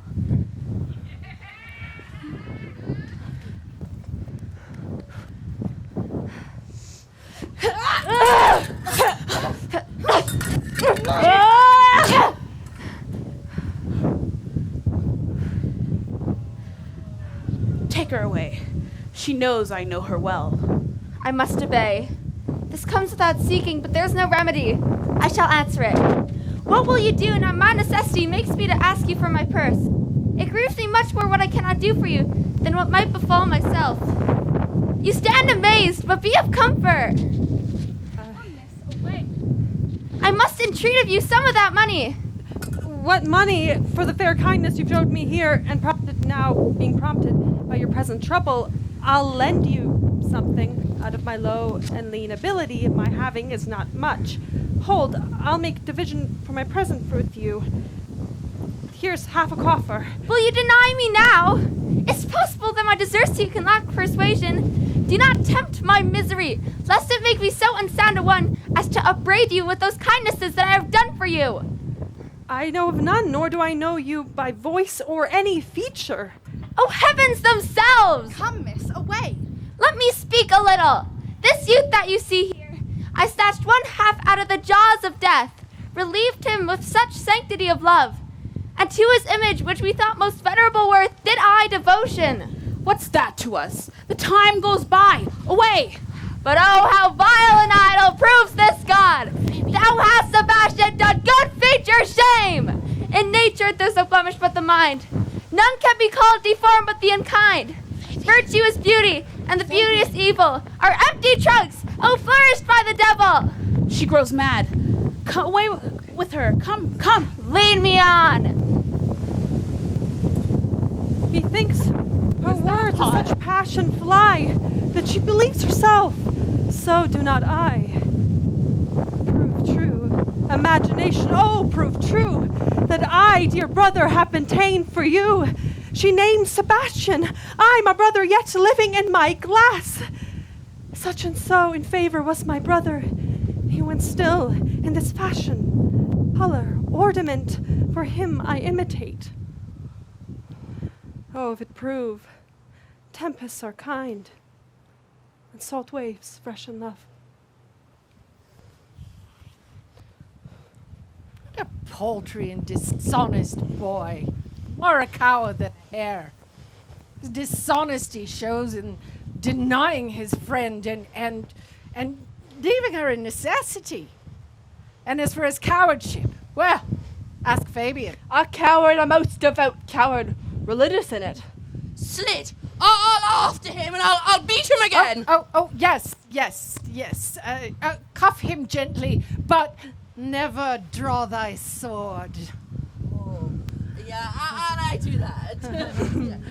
Come, let's see the event. I lay any money, 'twill be nothing yet.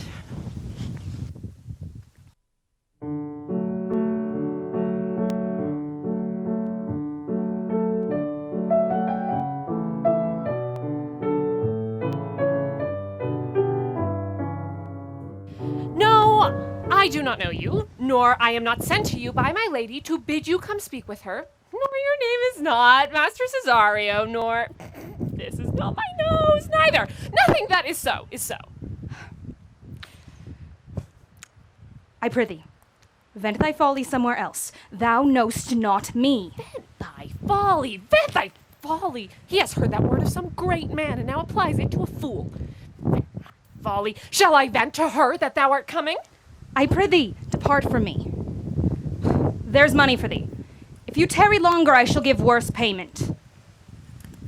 By my troth, thou hast an open hand.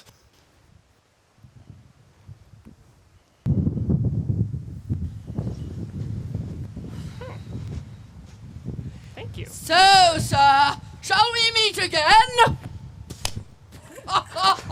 There's for you! Oh, why? It's for thee, and there, and there. Are all the people mad? Hold, sir, throw your dagger over the house. This will I tell my lady straight. I said hold, sir. Marry, sir. Let him alone. I'll go another way about it. If there's any law in Illyria, I'll have an action of battery against him. Though I hit him first, but no matter that. Let go thy hand. Come, sir, I will not let you go. Come on, my young soldier, put up your iron. You are well fleshed. Come on. I will be free from thee. Oh! What wouldst thou now? If thou darest tempt me further, draw thy sword. Oh, nay, I will have some of this Malapert blood from you. Hold! Tony! On thy life I charge thee! Hold! Matter! Will it be ever thus? Ungracious wretch, fit for the mountains and barbarous caves where manners never preached! Out of my sight! Be not offended, dear Cesario. Rudesby, be gone! I prithee, gentle friend, let thy fair wisdom, not thy passion, sway in this uncivil and thou unjust extent against thy peace.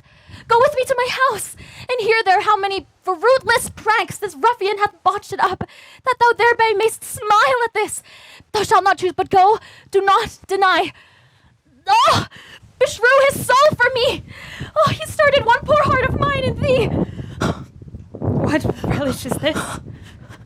How runs the stream? Or am I mad, or else this is a dream? Let fancy still my sense in lethe steep. If it be thus to dream, still let me sleep. Nay, come, I prithee. Oh, would thus be ruled by me? Madam, I will. Oh, say so, and so be.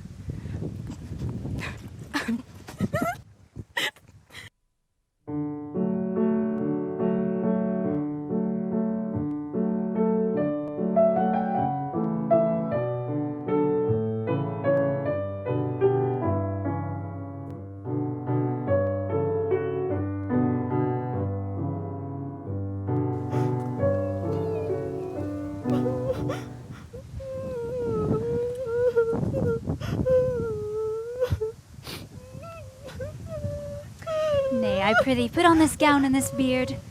Make him believe thou art Sir Topus the curate. Do it quickly. I'll call Sir Toby the whilst. Well, I'll put it on, and I will dissemble myself in it. And I were the first that ever dissembled in such a gown. What ho, I say! Peace in this prison! Who calls there? Sir Topaz the curate, who comes to visit Malvolio the lunatic! Oh, Sir Topaz, good, Sir Topaz, go to my lady! Out, diabolical fiend! How vexest thou this man? Talkest thou nothing but of ladies? Oh, Sir Topaz, never was man thus wronged. Good Sir Topaz, do not think I am mad. They have laid me here in hideous darkness. Fie, thou dishonest Satan! Sayest thou that house is dark? As hell, Sir Topaz. Why, it hath bay windows transparent as barricadoes, and the clear stores to the south-north as lustrous as ebony. And yet complainest thou of obstruction? I am not mad, Sir Topaz. I say to you, this house is dark. Madman, thou errest. I say there is no darkness but ignorance. I say this house is as dark as ignorance, so ignorance were as dark as hell. And I say that there never was man thus abused. I am no more mad than you are. Very well. Remain thou still in darkness. Oh, Sir Topaz! Sir Topaz! Exquisite, Sir Topaz. Thou mightst have done this without thy beard and cloak, he sees thee not.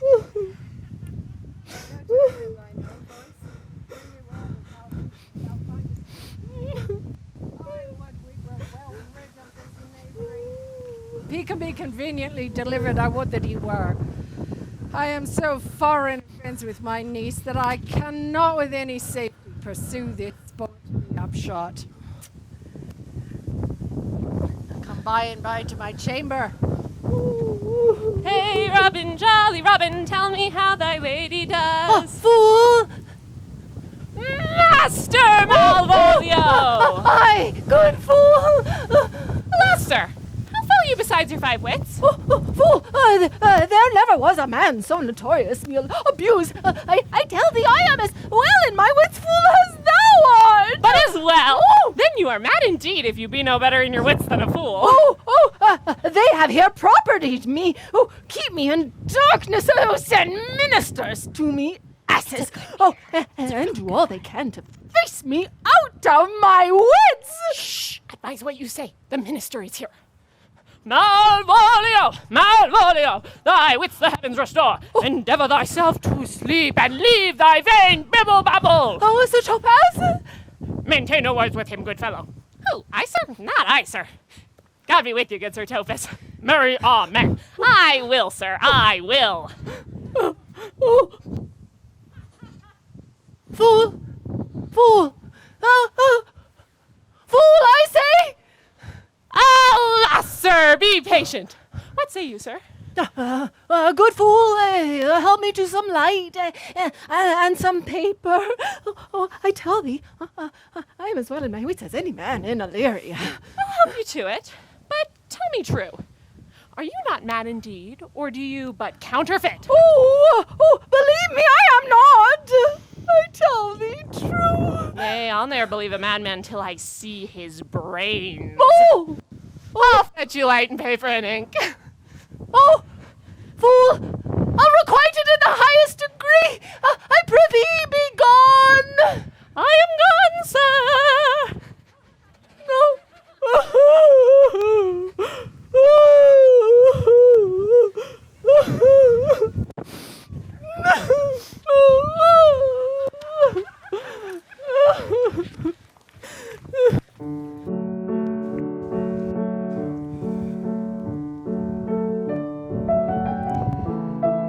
This is the air.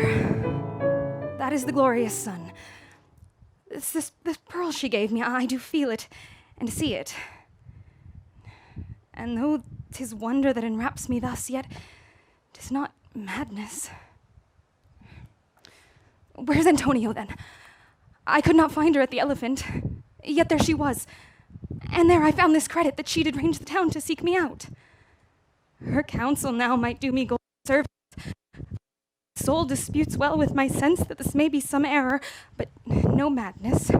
Yet doth this accident and flood of fortune so far exceed all instance, all discourse, that I am forced to distrust mine eyes and wrangle with my reason that persuades me to any other trust but that I am mad. Or else the lady's mad. Yet if 'twere so, she could not sway her house, command her followers, take and give back affairs in their dispatch with such smooth, discreet, and stable bearing as I perceive she does. There's something in it that's deceivable. Oh, yet here the lady comes. Blame not this haste of mine. If you mean well, now go with me and this holy man into the chantry by. There, underneath that consecrated roof, plight me the full assurance of your faith, that my most jealous and too doubtful soul may live at peace. He shall conceal it, whiles you are willing it shall come to note what time we will our celebration keep according to my birth. What do you say? I'll follow this good man and go with you. And having sworn truth, ever shall be true.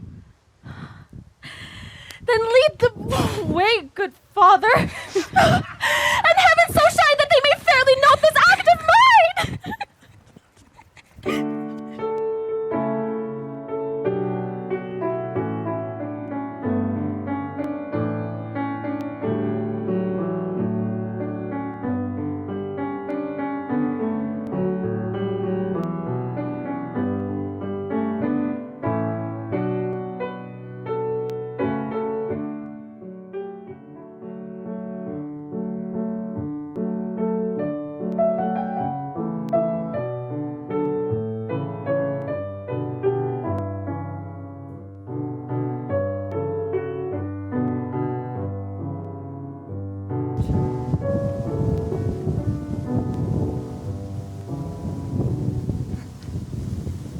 Now as thou lovest me, let me see his letter. Good friend Fabian, grant me another request. Anything. Do not desire to see this letter.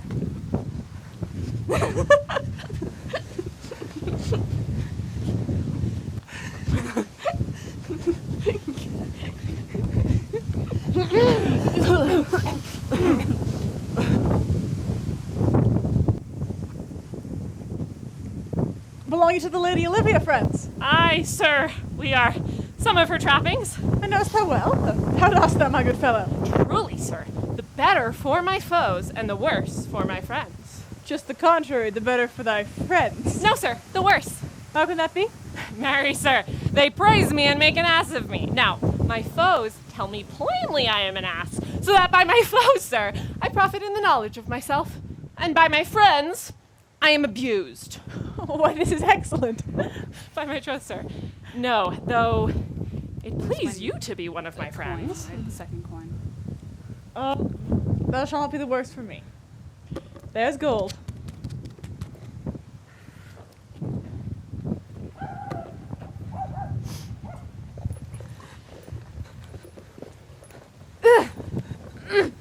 Here comes the lady that did rescue me.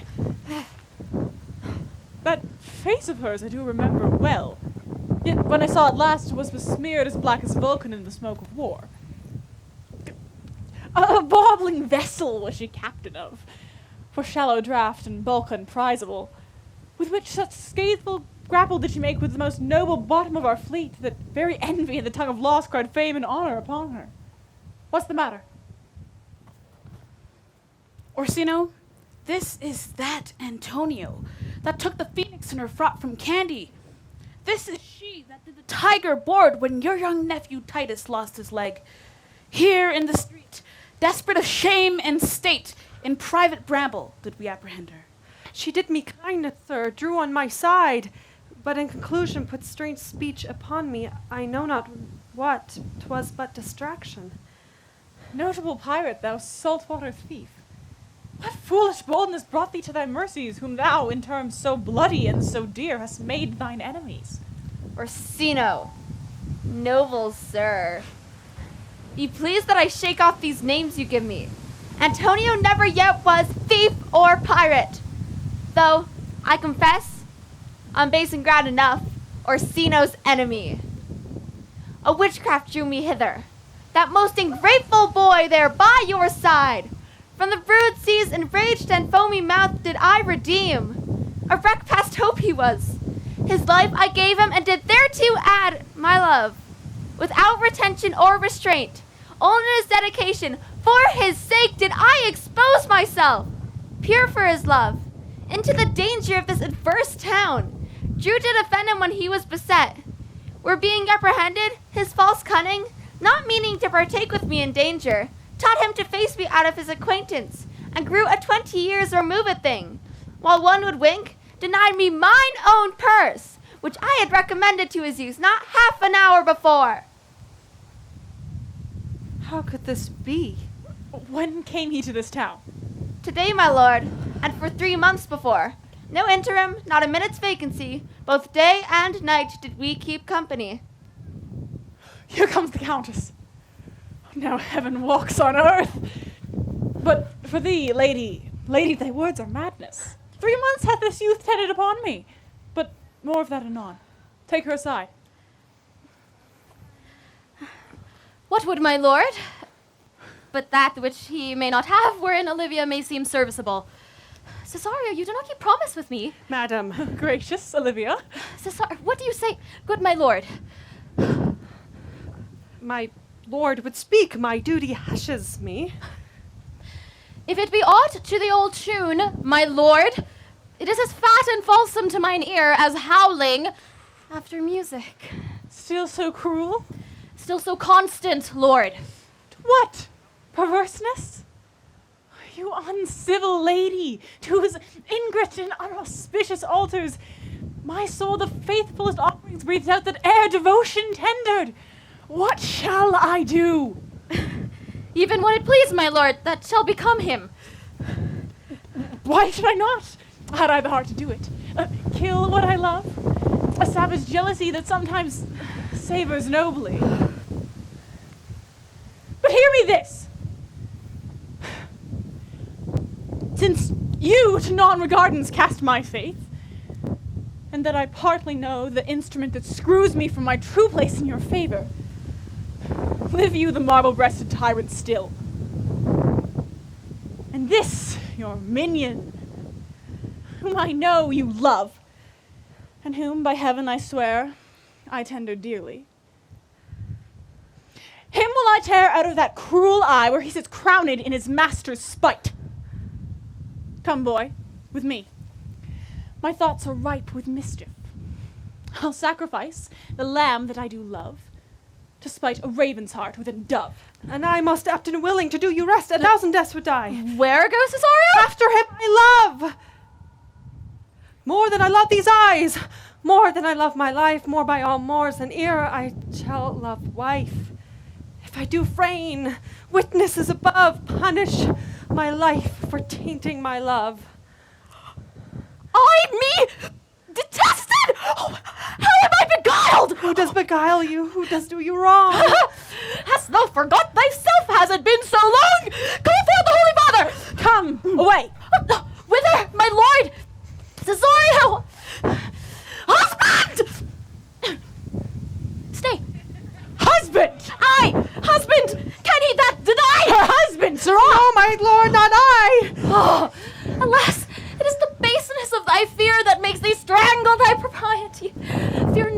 Cesario, take thy fortunes off, and then thou art as great as that thou fearest.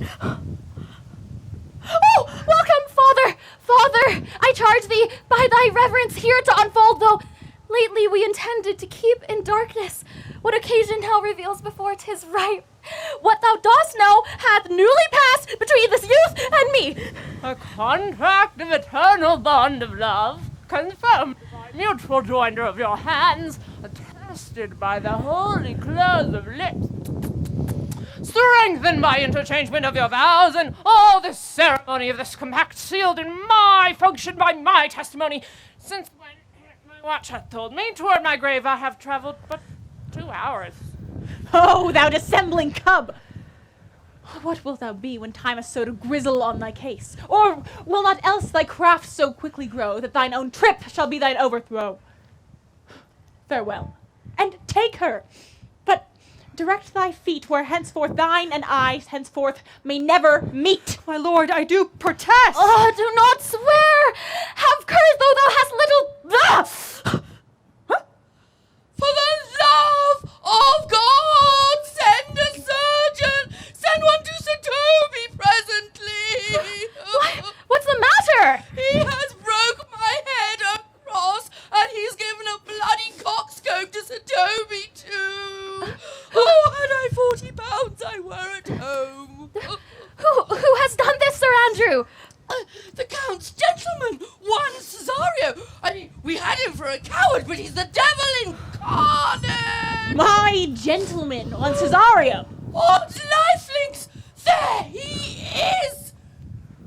You have given me a bloody coxcomb, and what I did was set upon to do it by Sir Toby!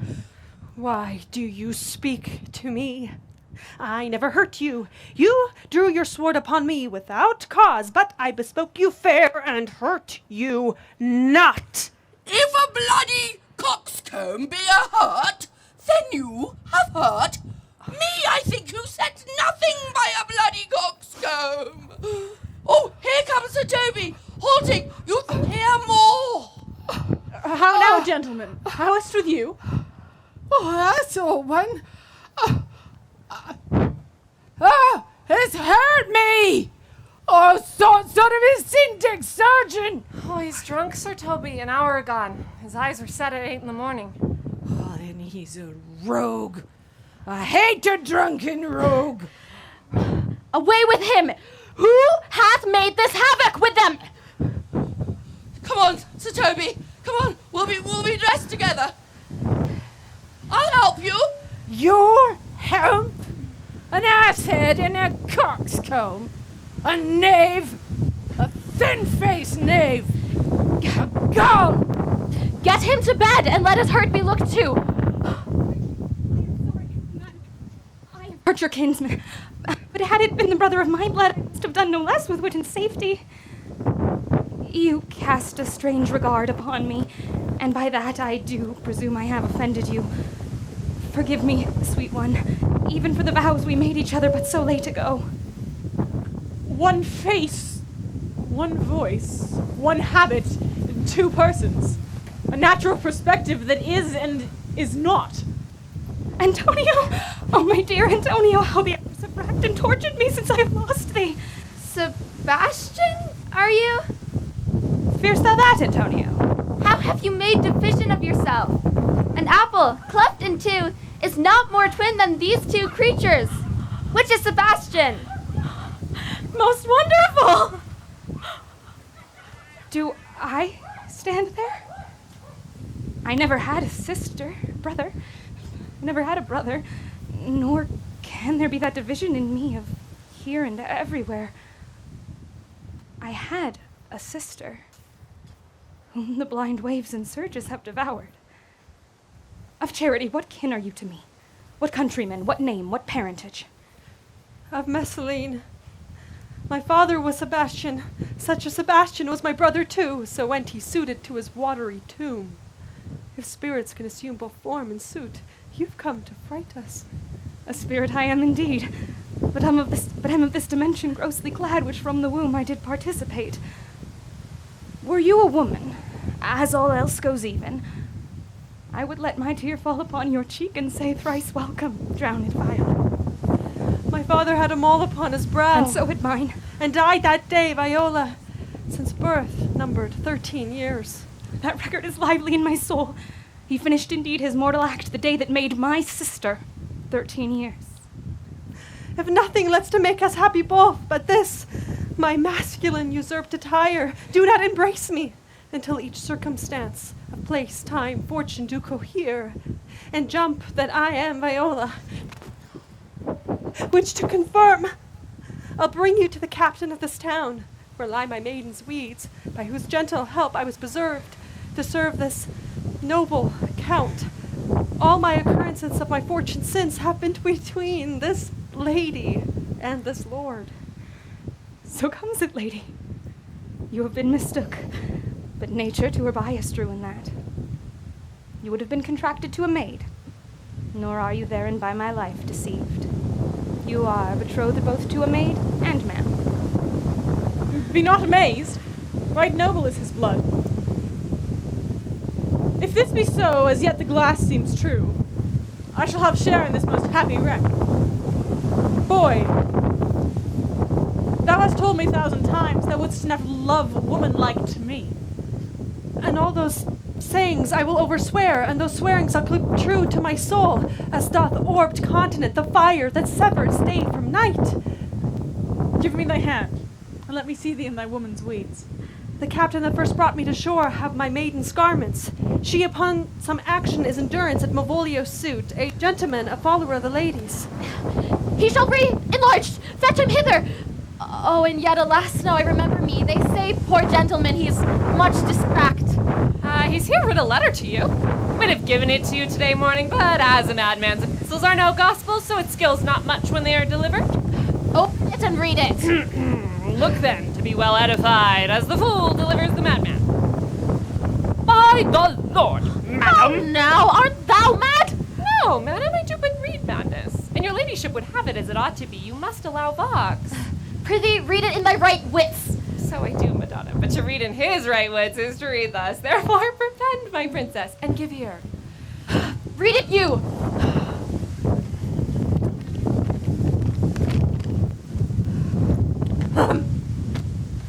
By the Lord, madam, you wrong me, and the world shall know it. Though you have put me into darkness and given your drunken cousin rule over me, yet I have the benefit of my senses as well as your ladyship. I have your own letter that induced me to the semblance I put on, with the which I doubt not but to do myself much right, or you much shame. Think of me as you please. I leave my duty a little unthought of, and speak out of my injury. The madly used Malvolio. Did he write this? This savors Aye, not madam. much of distraction. See him delivered, Fabian. Bring him hither. My lord, so please you, these things further thought on, to think me as well a sister as a wife.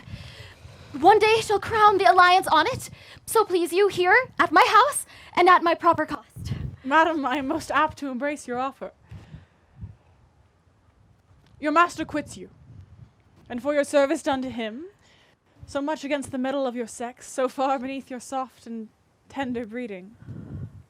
And since you called me master for so long, here at my hand, you shall from this time be your master's mistress. A sister! You are she! Is this the madman? Aye, the same. Oh, how now, Malvolio? Madam, you have done me wrong. Notorious wrong. Have I, Malvolio? No. Lady, you have. Pray you, peruse that letter. You must not now deny it is your hand, nor say 'tis not your seal, nor your invention. You can say none of this. Well, grant it then. And in the modesty of honor, tell me why. You bade me come, smiling and cross-gartered to you, to put on yellow stockings, and to frown upon Sir Toby and the lighter people. and acting this in an obedient hope. Why, you have suffered me to be imprisoned, kept in a dark house, visited by the priest, and made the most notorious geck and gull that e'er invention played on. Tell me, why? Alas, Malvolio, this is not my writing, though I confess much like the character, but out of question 'tis Mariah's hand. And now I do bethink me, it was she first told me thou wast mad, then camest in smiling, and in such forms which here were presupposed upon thee in the letter. Oh, prithee be content.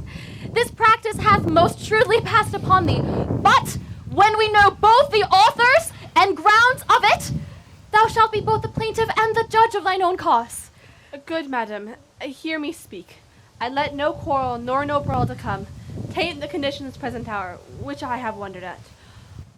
Freely, I confess, myself and Toby set this device upon Malvolio here, upon some stubborn and uncourteous parts we had conceived against him. Maria writ the letter at Sir Toby's great importance, and recompense whereof he hath married her. Alas, poor fool, how have they baffled thee? Why, some are born great, some achieve greatness, and some have greatness thrown upon them.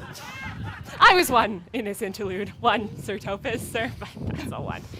By the Lord, madam, I am not mad. But do you not remember? Madam, why laugh you at such a barren rascal, and you smile not? He's gagged. And thus, the whirligig of time brings in its revenges. I'll be revenged. Oh no! Back of you! Oh, God. He hath been most notoriously abused. Pursue him and entreat him to a peace. Meantime, sweet sister, we shall not part from hence. Come, Cesario, for so you shall be while you are a man.